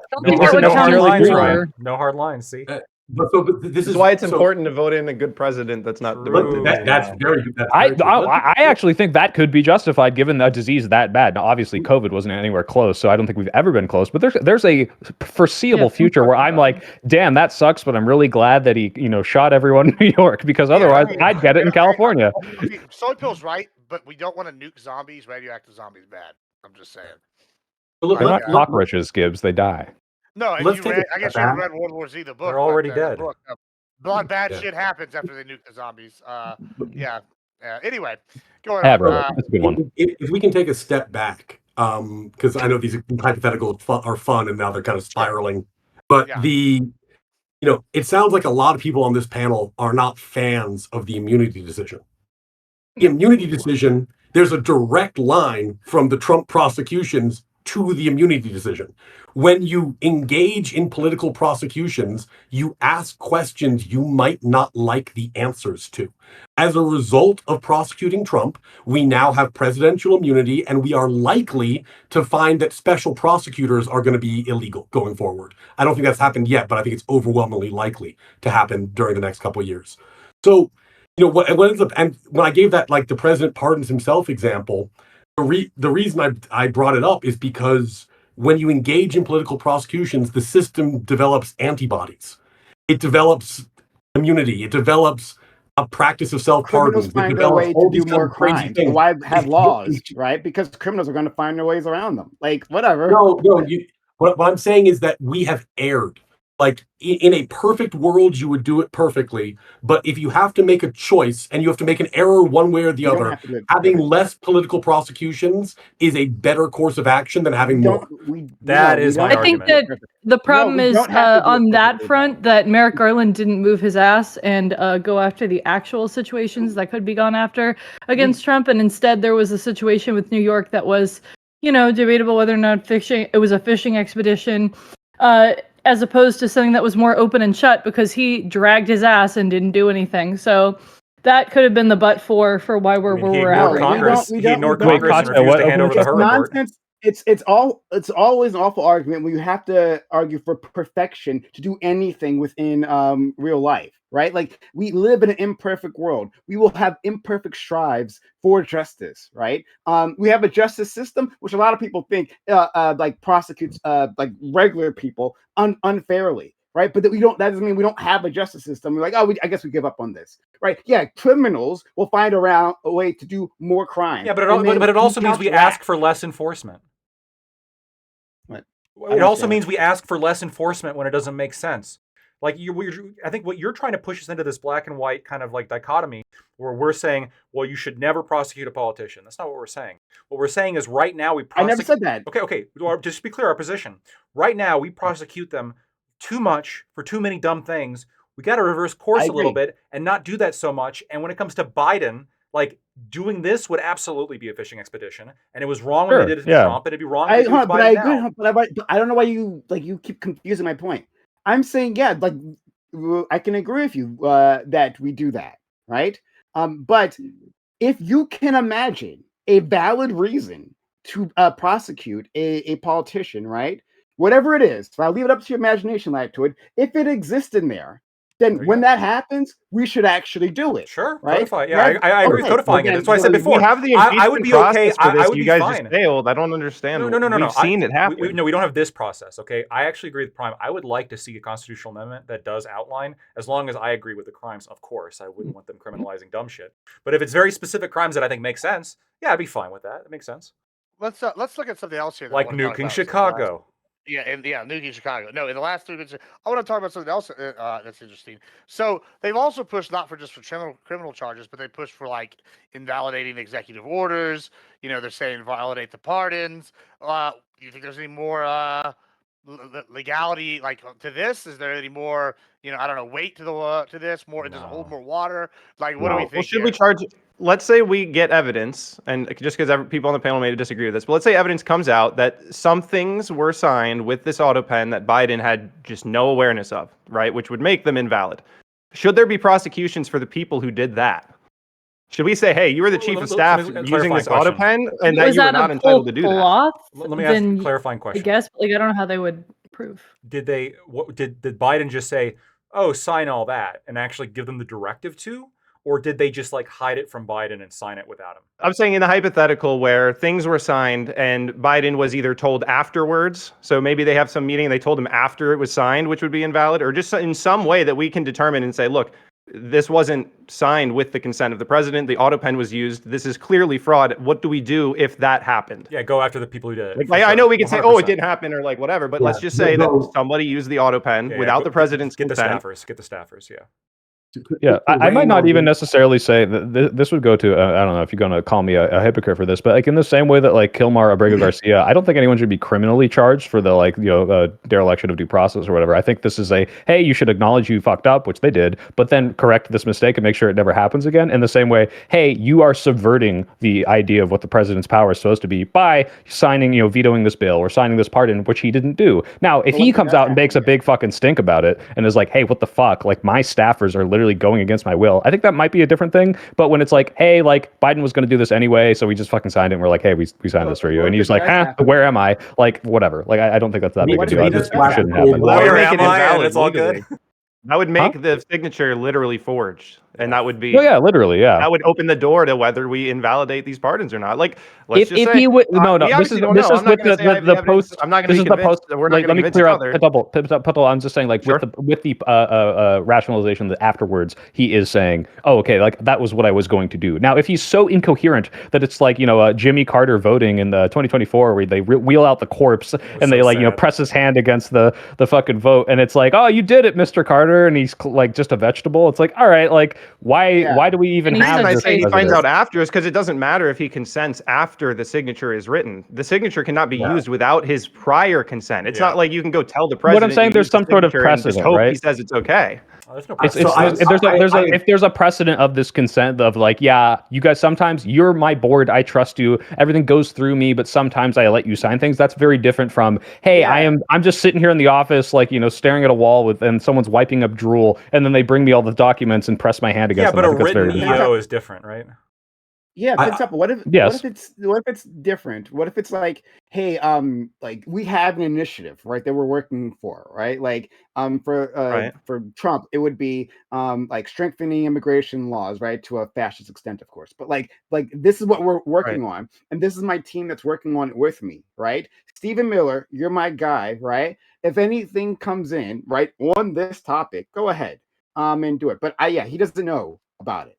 For an EO? Like Trump doesn't know. I mean, not for the an auto executive pen order. has to reflect the same level of consent as his actual signature, right? Yeah. So, like, we open the door to like material misrepresentation to the president, right? If he was misrepresented what he was signing, there's an issue there.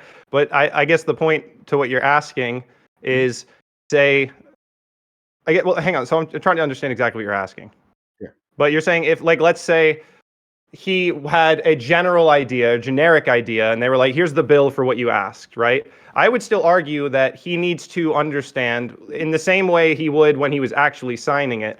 And you know what? You probably could say, look, if the president signed it and he didn't really pay attention, that's still valid because he's there and in person and signing it. But I would argue that when you don't have that wet ink signature and it's auto-penned and he's maybe not there, the auto pen signature is not indicative of that consent the same way that his wet ink signature would be. So it opens the door to like, how much did he know? Did he directly like prescribe this? Because I would just to respond to your question, if he gave a generic instruction and then they responded and used the auto pen on something specific, I think that's an issue. I think that the auto pen needs to reflect the same level of understanding and consent of the president as a wet ink signature would be. So when you run into issues where he doesn't have like a full clear understanding or it comes after the fact, I'm trying not to whataboutism, but like Pentuple, do you think like Trump could explain like every signed pardon for like the January 6th stuff? Like, I probably not. Like, like it's one of those like, yes, he acknowledges the greater idea of it, but like if you asked him what crime specifically did you pardon for this guy, like he's not going to know. And I don't even think he specifically signed those. Those were an auto pen, right? He would have to understand what the scope of it was. He wouldn't be able to say, oh, I don't know what even the scope was. We just like, what did I sign? There were pardons or whatever. Like there has to be like, I can agree with you. It's not like you have to have this whole bill memorized word to word. But the point is, you have to have the consent of the president to use the auto pen. It's right, supposed and I think to reflect the same exact thing as a wet ink signature. But when you have the wet ink signature, that consent is inherent. Like you don't need to question the wet ink signature because you know that he's consenting. I've got a great allegory. When you have the auto pen, you've removed that. Let's go to Mr. You've removed that guarantee of consent. Treat it like a terms of service, right? You don't have to read the whole thing, but like if somebody else clicks on the box for you, You didn't. You never agreed to it. Well, let's go to Mr. Ryan. Go ahead. I don't want to be the splash of cold water because the hypos are fun, but this will never happen. And the reason it will never happen is the only way to prove that Biden didn't have awareness of what was signed would be to get information that is protected by executive privilege. And Trump, as president, will not want to weaken executive privilege because he's going to want to assert it later. So, the answer is you can do whatever you want. You can call on whoever you want. They're going to say executive privilege. And it's actually a very good case of executive privilege. Like, what did you say to the president when you were deciding whether or not to sign an executive order or a pardon? Well, couldn't you just ask whether you were directed to use it? Can you say whether, like, if I ask, were you directed to use the auto pen for this order? Is that violating executive privilege? It might be. I'm not an expert on this. They would is it certainly any assert like it. the scope of executive privilege would cover just not even what the communications are, but just that you had a valid this is a legal requirement to use the auto pen.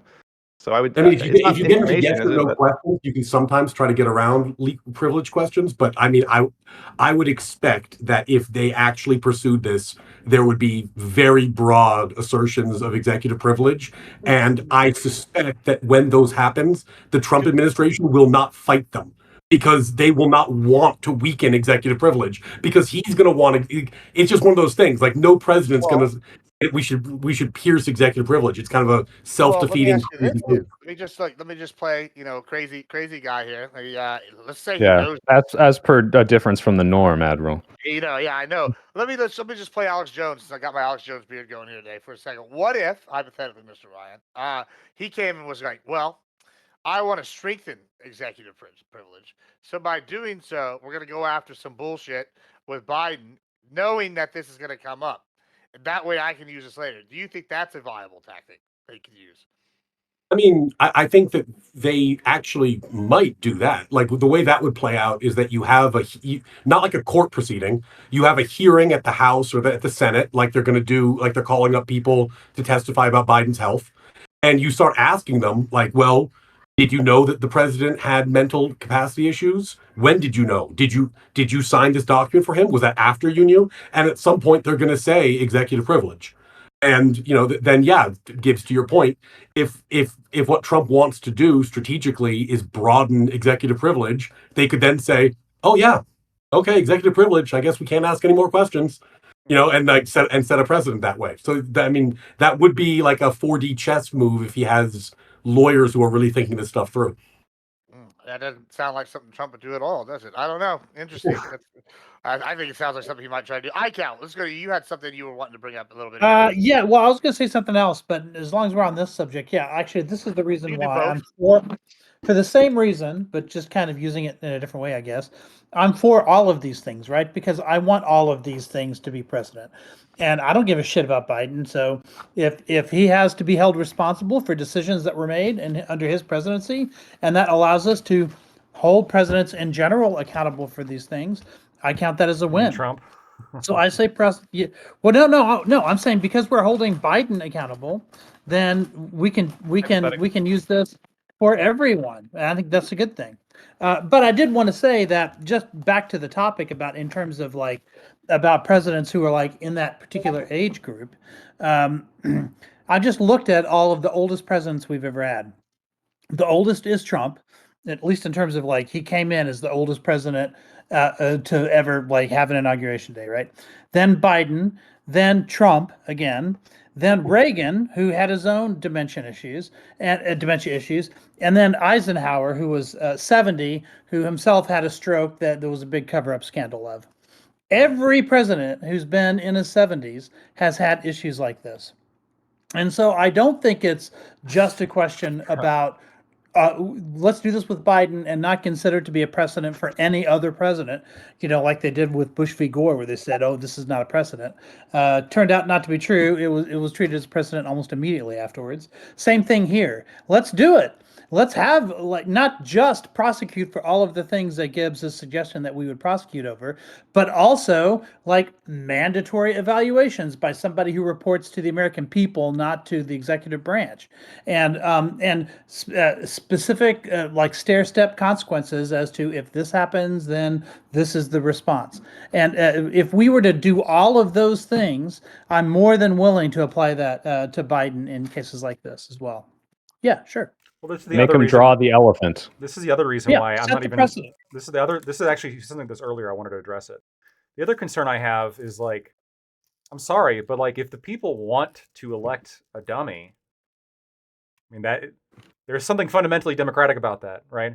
So let's say you do have somebody who's doesn't know where they are and they're shuffling all over the place, and the American people look at that, they look at that person, they say, yes, we want that, we want whatever that is, and no coherent sentence, no nothing, we love it, right? Who are you to say no? You got to pick this younger guy. I mean, what if they wanted to elect a child? I mean, you have to be 35. I'm somewhat okay with removing that requirement, but that's at least hard coded. If we're talking about something like in the law, but if we're talking about something like mental acuity, I guess you could hard code that using some kind of measure. It kind of yeah, but I don't even like the age Democrats requirement. are please make a rule so we don't do this to ourselves again. Please. I don't even like the age requirement. I'd be okay with people electing a 25-year-old. Please don't let me do this. You need to make a rule so I won't do this to myself. If you're 75 on and you're a purpose. bishop, you have to step down. Well, y'all are doing it to yourself right now. It doesn't have to be an age requirement. It just Dude, has the to be Trump you take deal a is test. goofy. There's Maybe nothing. take There's some of the ways. there's nothing in the Constitution that says a dog can't be president. True. Yeah, this can all be boiled down into one single word. Be a citizen. I was in the foothills of the Himalayas. Yeah, but that's yeah. I mean, look, political problems need political solutions. In terms of the age of our, our ruling class. I mean, the Democrats just lost on Trump's bill in large part because three of their members just died. So, at a certain point, hopefully the voters wake up and say, we need to elect younger people. It's not good to have Mitch McConnell glitching on the floor of Congress. It's not good that when Dianne Feinstein died, the first thing that came out of my mouth was, do you think this is going to affect her reelection chances? Because it's it's fucking crazy. We know that these people are not compos mentis. It's, anyone who has an older family member has seen this, what it is, but people are still voting for them. But it turns out there's a price to pay for that. And hopefully the solution is that people wake the fuck up and start voting for better candidates. I agree. Ryan, isn't it sad I want that the worst candidate? I was just gonna say, isn't it sad that former and alive Senator Barbara Boxer is a rare statement? Yeah, I mean, but left to it, I think the ultimate check has to be the people, and look, if the people want to burn down the country, well then fine, right? If the people want to incinerate it, then I guess it's up to their choice. But that should be the ultimate choice. And with some limits, I think that it's basically the whole point of democracy, at least part of the point of democracy, is to be able to crowdsource wisdom, right? Which it gets varying results with that, but you can crowdsource wisdom. I have some concerns, Yeah, same here. But yeah, so in that case, right? What will in that situation will most likely be the case is that this shuffling idiot has been dressed up by a PR team to look competent to the people, right? That all the things that they're doing, right? That an objective third-party observer might say, hey, that's signs that this person isn't competent, right? Could be also dressed up as, well, I mean, he's eccentric, right? And I think we're seeing this on both sides. I have a solution. People who agree with me, they're going, I can vote for someone who I think is retarded, right? I'm allowed to do that. You're allowed to do that, but here's a solution. You know that very well. Instead of restricting who can run, you restrict who can vote. And so only smart people vote, and then they will only vote for good candidates, right? Bottom up. No. What's wrong with that? The real problem is the voters. Wait a minute. The real problem is the voters who elected the guy. That's the real problem. Then we're just going to elect Skynet. That's what's college-educated people disproportionately voted for Joe Biden, actually. So I don't know. That's why we base it off IQ and not college degrees. Yeah, I wouldn't agree to college. I have some bad news about IQ stats between the parties. I got a couple studies too. Ooh. Yeah, I mean, I just IQ fight. The thing about like any of these like barriers where you say like, well, you can't run unless you do X, you can't, all these different things. You can come up with a system that sounds as objective as you want, but you inevitably run into like an analog to the free speech problem, which is it's not about what the standard is, it's about who decides whether the standard has Ryan, been what met. about an age cap? Like, why don't we? The premise that you have to vote for your party. Just don't vote for your party if their candidate they gave you was a demented retard. You didn't have to do this to yourself. That's a good point. You don't need to make a rule so you stop shooting yourself. But in a two-party system, we kind of do. And also, Pentapple, to be fair, really don't. I really did drop out. We need the rules to change. That's right. Biden did get voted for. He dropped out. People because your party told you to. Like at least I get to vote for the candidate I want to vote for. At least I get that. You guys don't. You guys are just like, we hate Trump so much. Tell me who you gave us. It's like no shit. You guys aren't going to win an election. What the fuck did you expect? They voted for Biden and he dropped out. What are you supposed to do then? Give us rules so that the party can't handle us. No, here's the thing. Stop. If we made Here's one thing that I'll say about these rules. Be even able to force that candidate. Oh, Lordy Lou. Here's the thing. Don't vote for a candidate. That's a retard. You guys literally did that on purpose. That's great. Republicans this is your fault. Well, maybe this support, maybe other picks are more important. Maybe having an executive branch where cabinet members and other advisors and other individuals agree with me is more important. About his condition. Kamala should have 25th them for sure.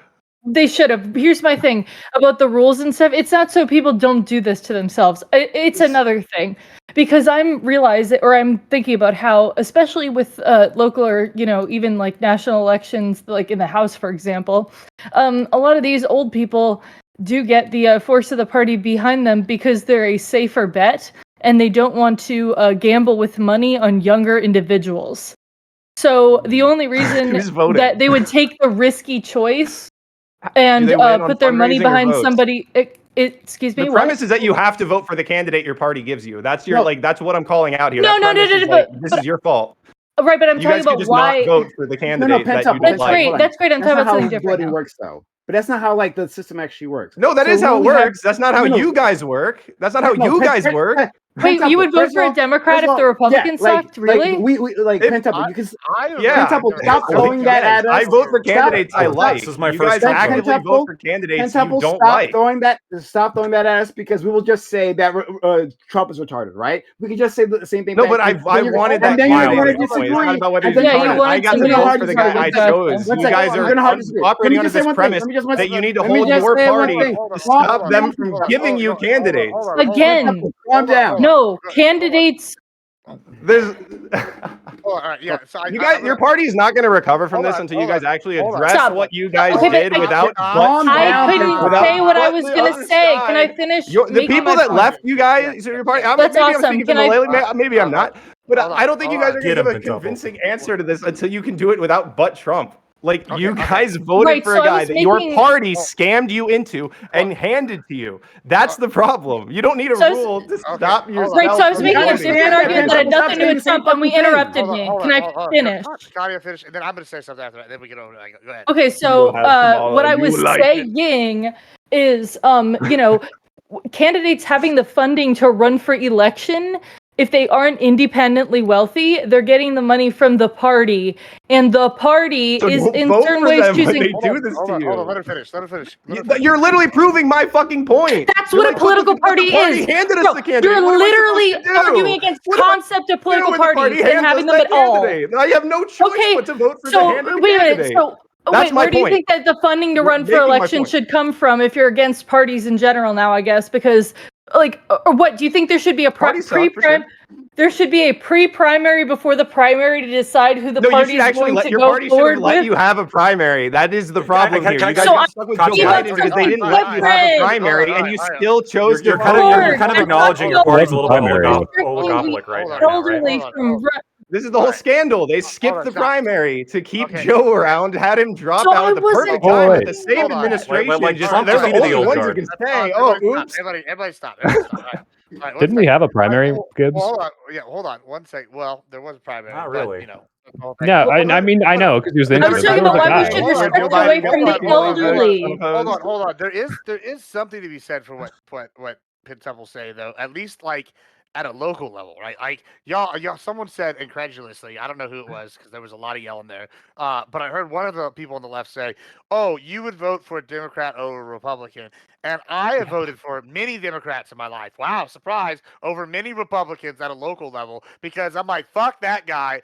I don't like his family. They're some douchebags. Or fuck these people. I don't like what they say. Or fuck George P. Bush. This motherfucker wants to move the Alamo. I'll vote for fucking Satan over whoever wants to move for the Alamo. Like, I don't give a shit. Like, we're not going to vote for that guy, right? There's plenty of examples. So, like, yeah, you could definitely get rid of people like in your party if you vote against them, like just by like, or even in the primary, like you don't have to go with the establishment candidate. Or like a lot of times, that's how Trump won. He defeated the when I establishment. said that when I said that incredulously, I meant it for presidential election specifically. Trump beat the establishment. Yeah, Trump did beat the establishment because I mean that's exactly Well, that's the point. not Like the establishment against would have what I been Jeb said. Bush, Rick Perry, so one of these guys, like Marco like, Rubio. but then he installed I all was the talking Goldman about Sachs aid. people into his I was cabinet talking and about totally did local the elections. establishment stuff. I was gonna prime you. He was trying to get in. Go ahead. Not this time around.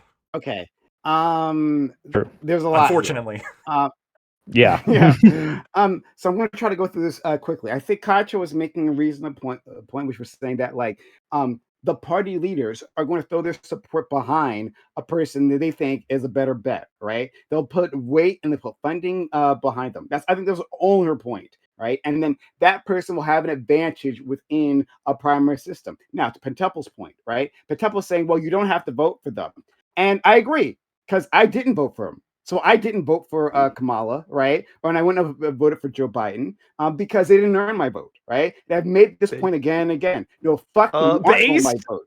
Yeah, so like I hear you there, right? Hey, what state do you live in, Brian? Within the party, which is why I'm trying to get involved with the Florida Democratic Party because I think they're fucking up so badly. Yeah, wait, Prime. What state are you in?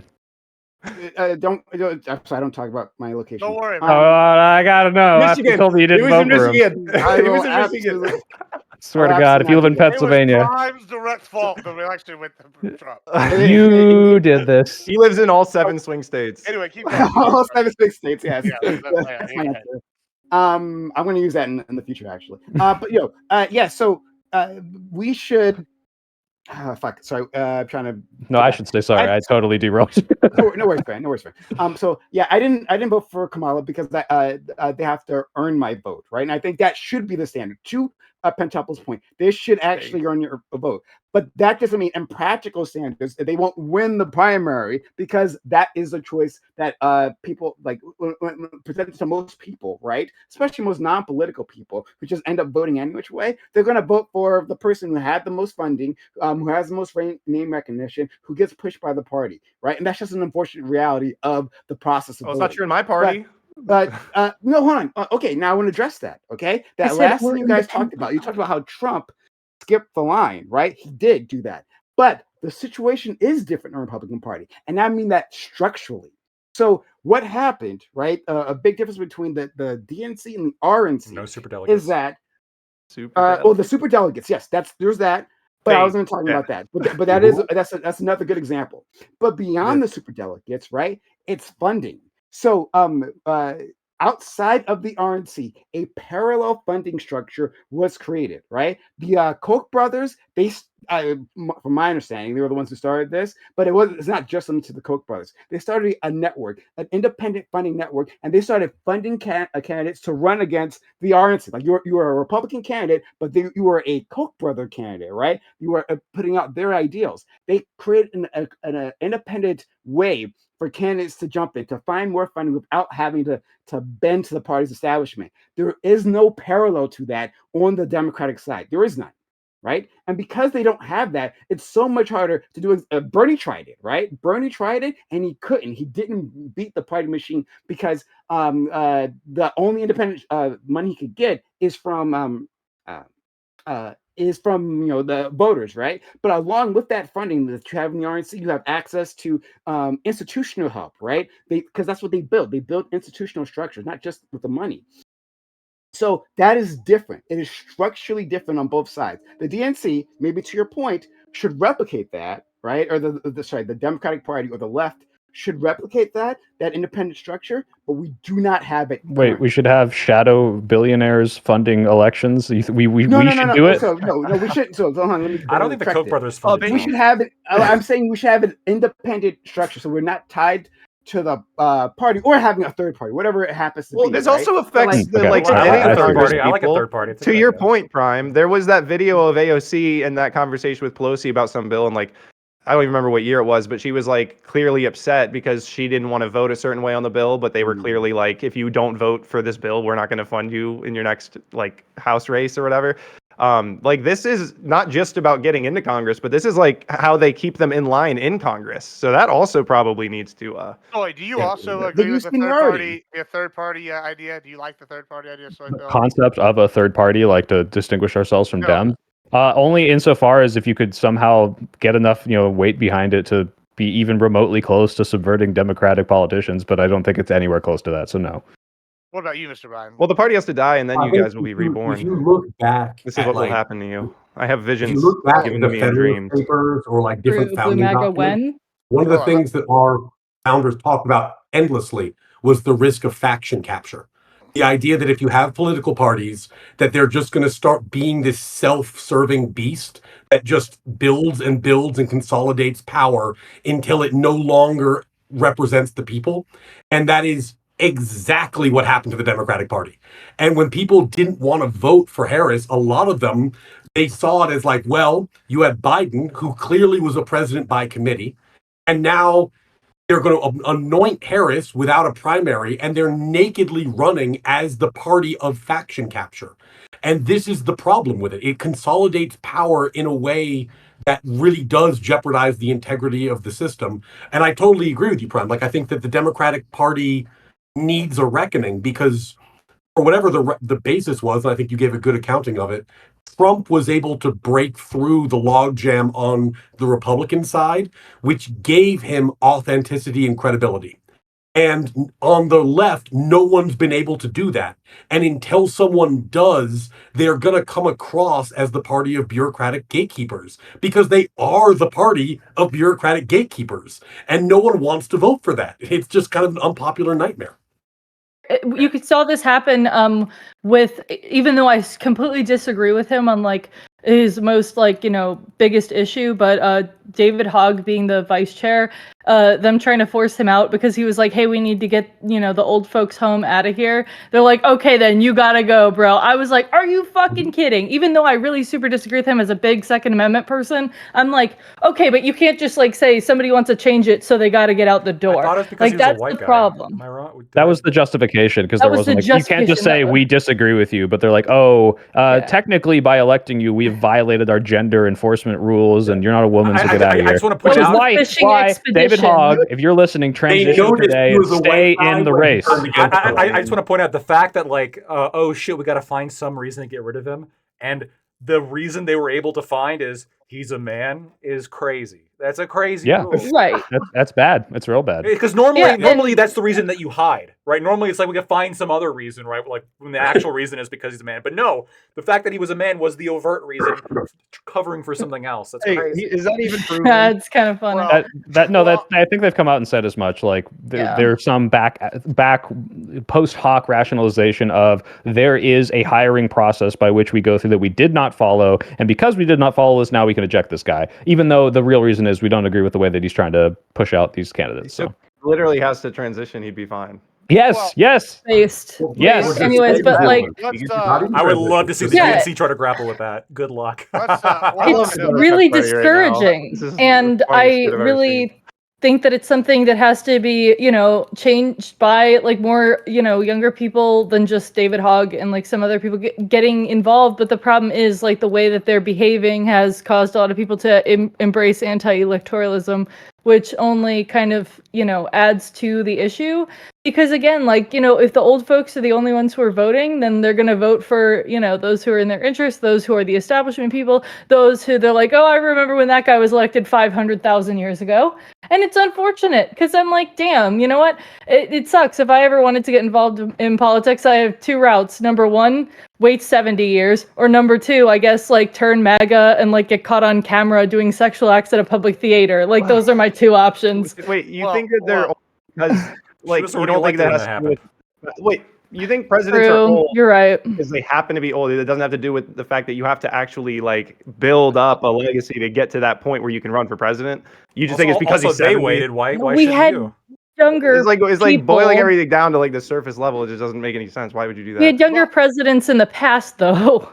Right. You can't deny that, like, these aren't literally the two oldest ones, Trump and Biden. We talked about this earlier. Right. But what you're saying is that they were elected and people liked them because they're old. That's obviously not No, the case. they liked them The fact that because they're they old were is what allows them to established build a larger safe. resume. Does a 70-year-old have a larger resume than a 40-year-old, generally speaking? Yeah, but there's a point where they can't do the job, as we're talking about. Right, and that's on you to judge, isn't it? And you guys aren't very good judges of that, Perfect. apparently. Well, yeah, but once But you guys get want all the past the credibility to tell primary, us how Trump is. You want to tell us how Trump is, but you guys clearly have no I was fucking just ability to judge critiquing. this. Right, I was just critiquing the other issues that are Dude, internal mama, party funding issues 2 minutes ago, but you forgot about that. And now you're going to try to. Children.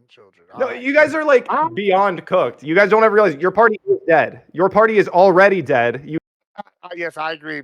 Okay, so what do you want me to do, bro? Shut the fuck up. Seriously. Vote for the other party. Everybody, That's what we want you to God do. damn it. All right, we're going to go in a circle here. Who else? Who else wants to say something? Anybody? All right, thank you. All right, let me just mute everybody. Calm down. We're going to go to closings here. We're going to do people outros. We're going to go and do things. I do want to say one thing. I pity the rest of the panel here and worrying about y'all's third parties because third parties are bad because guess what? In Texas, the only third party I would have considered was maybe a Texas nationalist landed one. But in Texas, the official stance of the Texas Republican Party is that we should be our own nation again. So, I don't have to vote third party. It's fantastic. Let's move on over to the closings here. Tell everybody what you do, where you're at, and what your final thoughts are. We'll start with Mr. Ryan here. Go ahead. Hey, thanks, Gibbs. Yeah, I'm Ryan. I talk about politics, law, philosophy on X. Ryan C. Mullally. My last name's unspellable, so it's a brand risk. So good luck with that.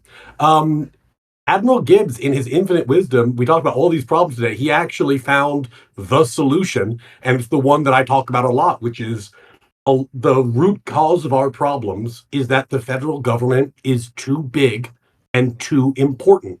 If you make the federal government smaller, then these powers that are no longer with the federal government get pushed down to the states and the cities. And the good thing about that is that you know who these people are. They are closer to you. They have skin in the game. They're from your community.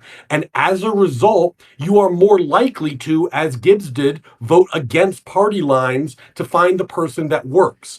When you nationalize every single little fucking thing, you end up having to make a binary left-right choice about a whole slate of every issue in the universe because everything's a federal issue, and there's no way that's a good choice. We have given the federal government too much power, and until we fix that problem, we are going to keep having these conversations about band-aid solutions, but nothing will work. The only way to solve this is to go back to our federal principles and have a limited federal government and robust plenary state governments. And that is the only solution. All right. Thank you so much. Cal.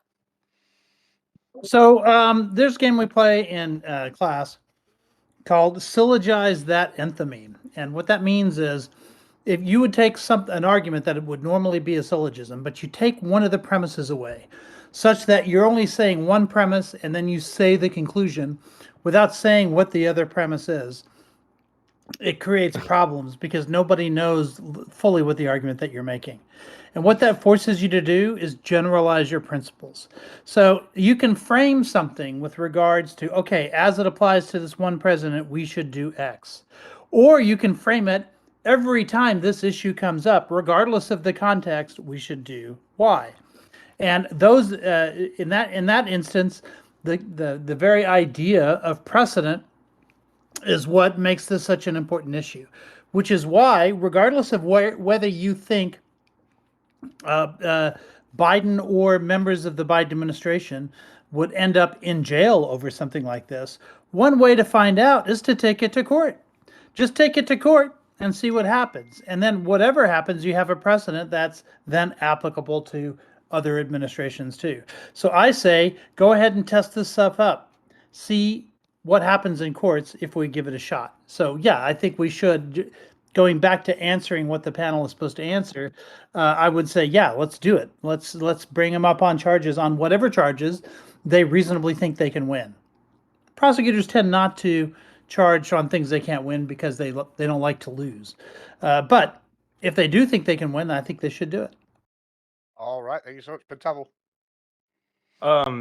I'll do a short one just because my opening was really long and annoying, so I'll do a short one. But I think the cover-up of Biden's physical and mental health is one of the biggest scandals of the decade, and it still hasn't reached its apex. I think Democrats won't recover until they can acknowledge and address what they did without mentioning Trump. All right, Prime. Excuse me, sorry. First of all, thank you for having me. Shout out to my friend Gibbs for bringing me along, and shout out to everyone here. Right, Ryan, I believe this is the first time meeting you. I'm not so sure anymore. But if it is, then nice You remember me, meeting right, you. Prime? I do. It was so special. We've been on Under the oasis together, moonlight. brother. Don't forget about me. We met under the moonlight, right? And we had that moment, and I've never forgotten it. But sorry, Phil, thank you for it was nice meeting you again. But I think I actually wish that my friend Pentuple was right with his last quote. All right, the last thing he said, being that the Democrats won't recover unless they address this. I think the sad fact is that yeah, they will. I think political parties have that institutional power, that traction within our society, that institutional inertia, that they can actually keep going without addressing these structural issues, and they just kind of just trudge along, right? And they can find success even without addressing core rotten problems. I think that's how we got here in the first place. I think we don't get to a Biden without a whole bunch of other problems that have never been addressed. But still, here we are, right? So I think that we should address the situation, right? I want people to be named and shamed. I want Nancy Pelosi, Chuck Schumer, the entire leadership, all the his administration who knew, his cabinet members who fucking knew, right? I want all of them to be dragged in front of the public, if not prosecuted, at least shamed for what they did to us.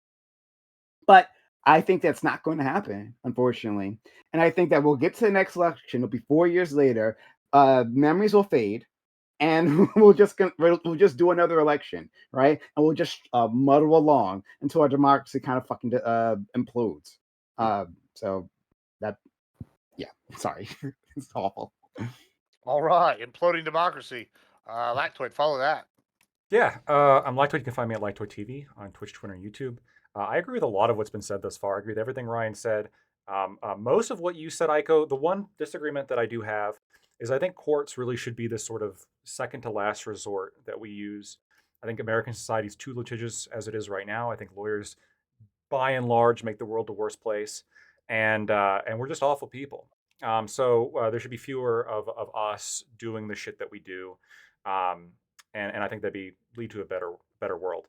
Now, specifically with Biden's health stuff, some of you may not know this, but I did, back when her report dropped, I did do a debate with a bunch of people, big Dem streamers. Hutch was one of them, and some other people. And that was with Tyler, right? Yeah, Tyler. He's on your team, right? Yeah. Yep, Tyler as well. Now I'm going to take credit for this. I'm the only one who actually read her report going into that debate. And but what I noticed is that despite the only person having read that report, admittedly, like they admitted they didn't read it, they were very vehemently fighting me on every single statement that was contained within her report. They said it was being exaggerated. I asked how. They had no answer. I was saying, what about this specific statement? Do you have any response? They had no response. But there was always a response. There was always, look at Trump. Look at Trump. He can't talk. He can't do this. Look at him. Look at him. Look at him. Look at him. This is the game plan. And this will always be the game plan in partisan politics, unfortunately. When the reality is, her report was, I think, the real notice to the Democrats that this was the time that they needed to get their act together and actually have a primary. This was it. When you have Robert Hur saying this, when you have to hide the audio recording from Congress because it's so bad that when it does get leaked, you realize, holy shit, how little did he have it together? But they heard this at the time. And it was out, and they still pushed him through. They still backed him. They still denied the party the opportunity to perhaps get somebody else. I think this, like, when you look at it that way, you realize how fundamentally rotten and dishonest the core of this party is. It is, they will lie to you to get whatever they want if it involves their own power, and it's fucked. All right. Okay, good. All right, let's go to Katya. I've said, like, in general that, like, I've said this for a while, that the Democratic Party has, like, a huge obsession with keeping things the same, which is kind of ironic considering, like, conservatives are usually the ones who are trying to, conserve the status quo. And especially, now with conservatives relying more and more on alternative media and, picking outside the norm candidates, the fact that they basically, like, completely changed the party in general to go towards populism. And of course, in the past, we had stuff like the Tea Party on the right, but closest we got to that on the left has been Bernie Sanders, and, well, we all know how that ended up turning out. I think that, yeah, that's a big thing that I feel like people have to kind of reckon with, and I do, like, hope that the Democratic Party can stop shooting themselves in the foot. I mean, like, I think it's a legitimate problem, and I will be the first to say that, and I will be the first to say that, like, for example, Biden and those who were, directly around him did not want to, give up power or to not go ahead and, cease running. And that led to a bunch of other issues. So I just think that, that superdelegates, I'm not a fan of either as far as those situations with primaries. It's just, like, a big thing that I agree needs change. I mean, I don't appreciate the, haha, you guys are cooked, haha, well, yeah, I guess you can all go home or vote Republican. It's like, I think that's pretty bad faith. But, other than that, I think that there is improvement to make. All right, last but not least, Soy Pill. Yeah, I just like Prime, I'm very disappointed in Joe Biden as a candidate. I don't like that we had to reelect him. I wish the primary process was a little more stringent, but he was the incumbent. And even I think, I don't know how public these statements was saying at the beginning of this, before when people were like, oh, he should drop out. I was like, I don't know if that's, like, politically worth it. We'd lose so much momentum. I understand the Democrats were in a very, very difficult position. I think the cover up was bad, but hey, come on. Like, we all saw what was happening. It wasn't as much of a cover up as it was, hey, we don't want to politically shoot ourselves in the foot. And I agree that with most, if not, I guess everyone here, there's really nothing criminal to pursue. Now, to Prime's point about, this monster of a party that will not, consolidate and will not change because they don't have to. I do agree, although I'm kind of okay with that because that seems to be what's happening on the right. And I just want to counter that. So, however we do that, if we got to push Joe Biden 2028, all right, the prostate cancer, he's going to overcome it, and I'm there for it. I'm voting for him. I'm riding with Biden for a third, maybe even a fourth term if we get rid of the 22nd. Thanks everyone for being here. Thanks for inviting me, Gibbs. Thanks for re-meeting you, Prime. And Lactoid, specifically to you, I want to say I didn't smell a sniff of bad faith in this whole debate. And as someone who thinks you are in a lot of debates, I really do actually sincerely appreciate that. I think you're fun to talk to when you're not defending the Russian stealing of children in Ukraine. So thanks for that. Appreciate it. Gibbs adjacent. I'd rather streamer. that than the Ukraine stuff, honestly. Well, on that note, can I shout myself out Yes, quickly go ahead, because I didn't do it before? Yeah, Find go me on the Prime Kai channel, PRIMECAYES. We have debates like this all the time. You'll see a lot of the same cast here, right? Lactoid being bad faith as always. That's where he does it most of the time. No, he's fantastic. But yeah, come check me out on Twitch and YouTube. Sorry.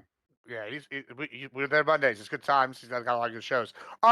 Yeah. So, and speaking of good shows, we're gonna have another panel in 30 minutes talking about, or about 15 minutes now, talking about leftist violence. And guess what? We're banning whataboutism about January 6th. I want to have the combo today and not just hear about how bad January 6th was for the 375th panel. Like, that's what we're gonna do. We're gonna talk about things. So that's what's gonna happen here in about 15 minutes. I'm So you mean excited. it's a BLM debate? So is that what you're saying? Okay. Well, we can be about all sorts of stuff. BLM can come up. We can talk about other things too. No, I don't want it to be just BLM either. But we'll talk about some stuff. It's gonna be exciting. Good times. That's about 50 minutes. Till then, everybody, goodbye. We're gonna do something right now. So we'll see y'all soon. Some of these people will be back. Some of these won't. But follow everybody. Bye-bye. Good times. Peace. Peace. The last one to leave is gay. Oh shit. Hold on. How do I fucking get out of here? Why are you waiting, Pentuple? I'm just kidding. That's the... Oh shit. All right. Well. All right. I'm the last one. I'm not gay. But I am going to go ahead and write on out we'll write it out into Gibbs. He's got another panel coming up. Figure that it'd be good for him. Just to have you guys take a look. Yeah, no, thank you guys so much for tuning into today's episode of Lactoid TV. Good faith, as always. Anybody who accuses me of bad faith is just simply dumb or hasn't really had a conversation with me. If you guys are interested in my takes on Russia, Ukraine, you can find a Tim Pool debate that I did not too long ago. It is on Tim Pool's channel under the live section. There is a debate that I did against Wig, and I think that I got a lot of ideas out. Not everything, but of course you never do any debate. So you can take a look at what my thoughts are on that, and I have sources to back up everything that I say. All right, I'm gonna write it out. Those of you who gave bits, subs, follows, really appreciate all that. Thank you.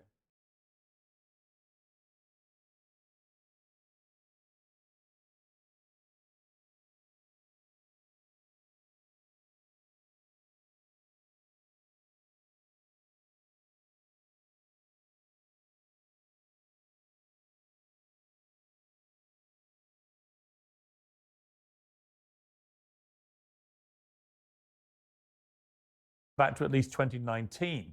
Well, now we know that he probably had cancer for a large part of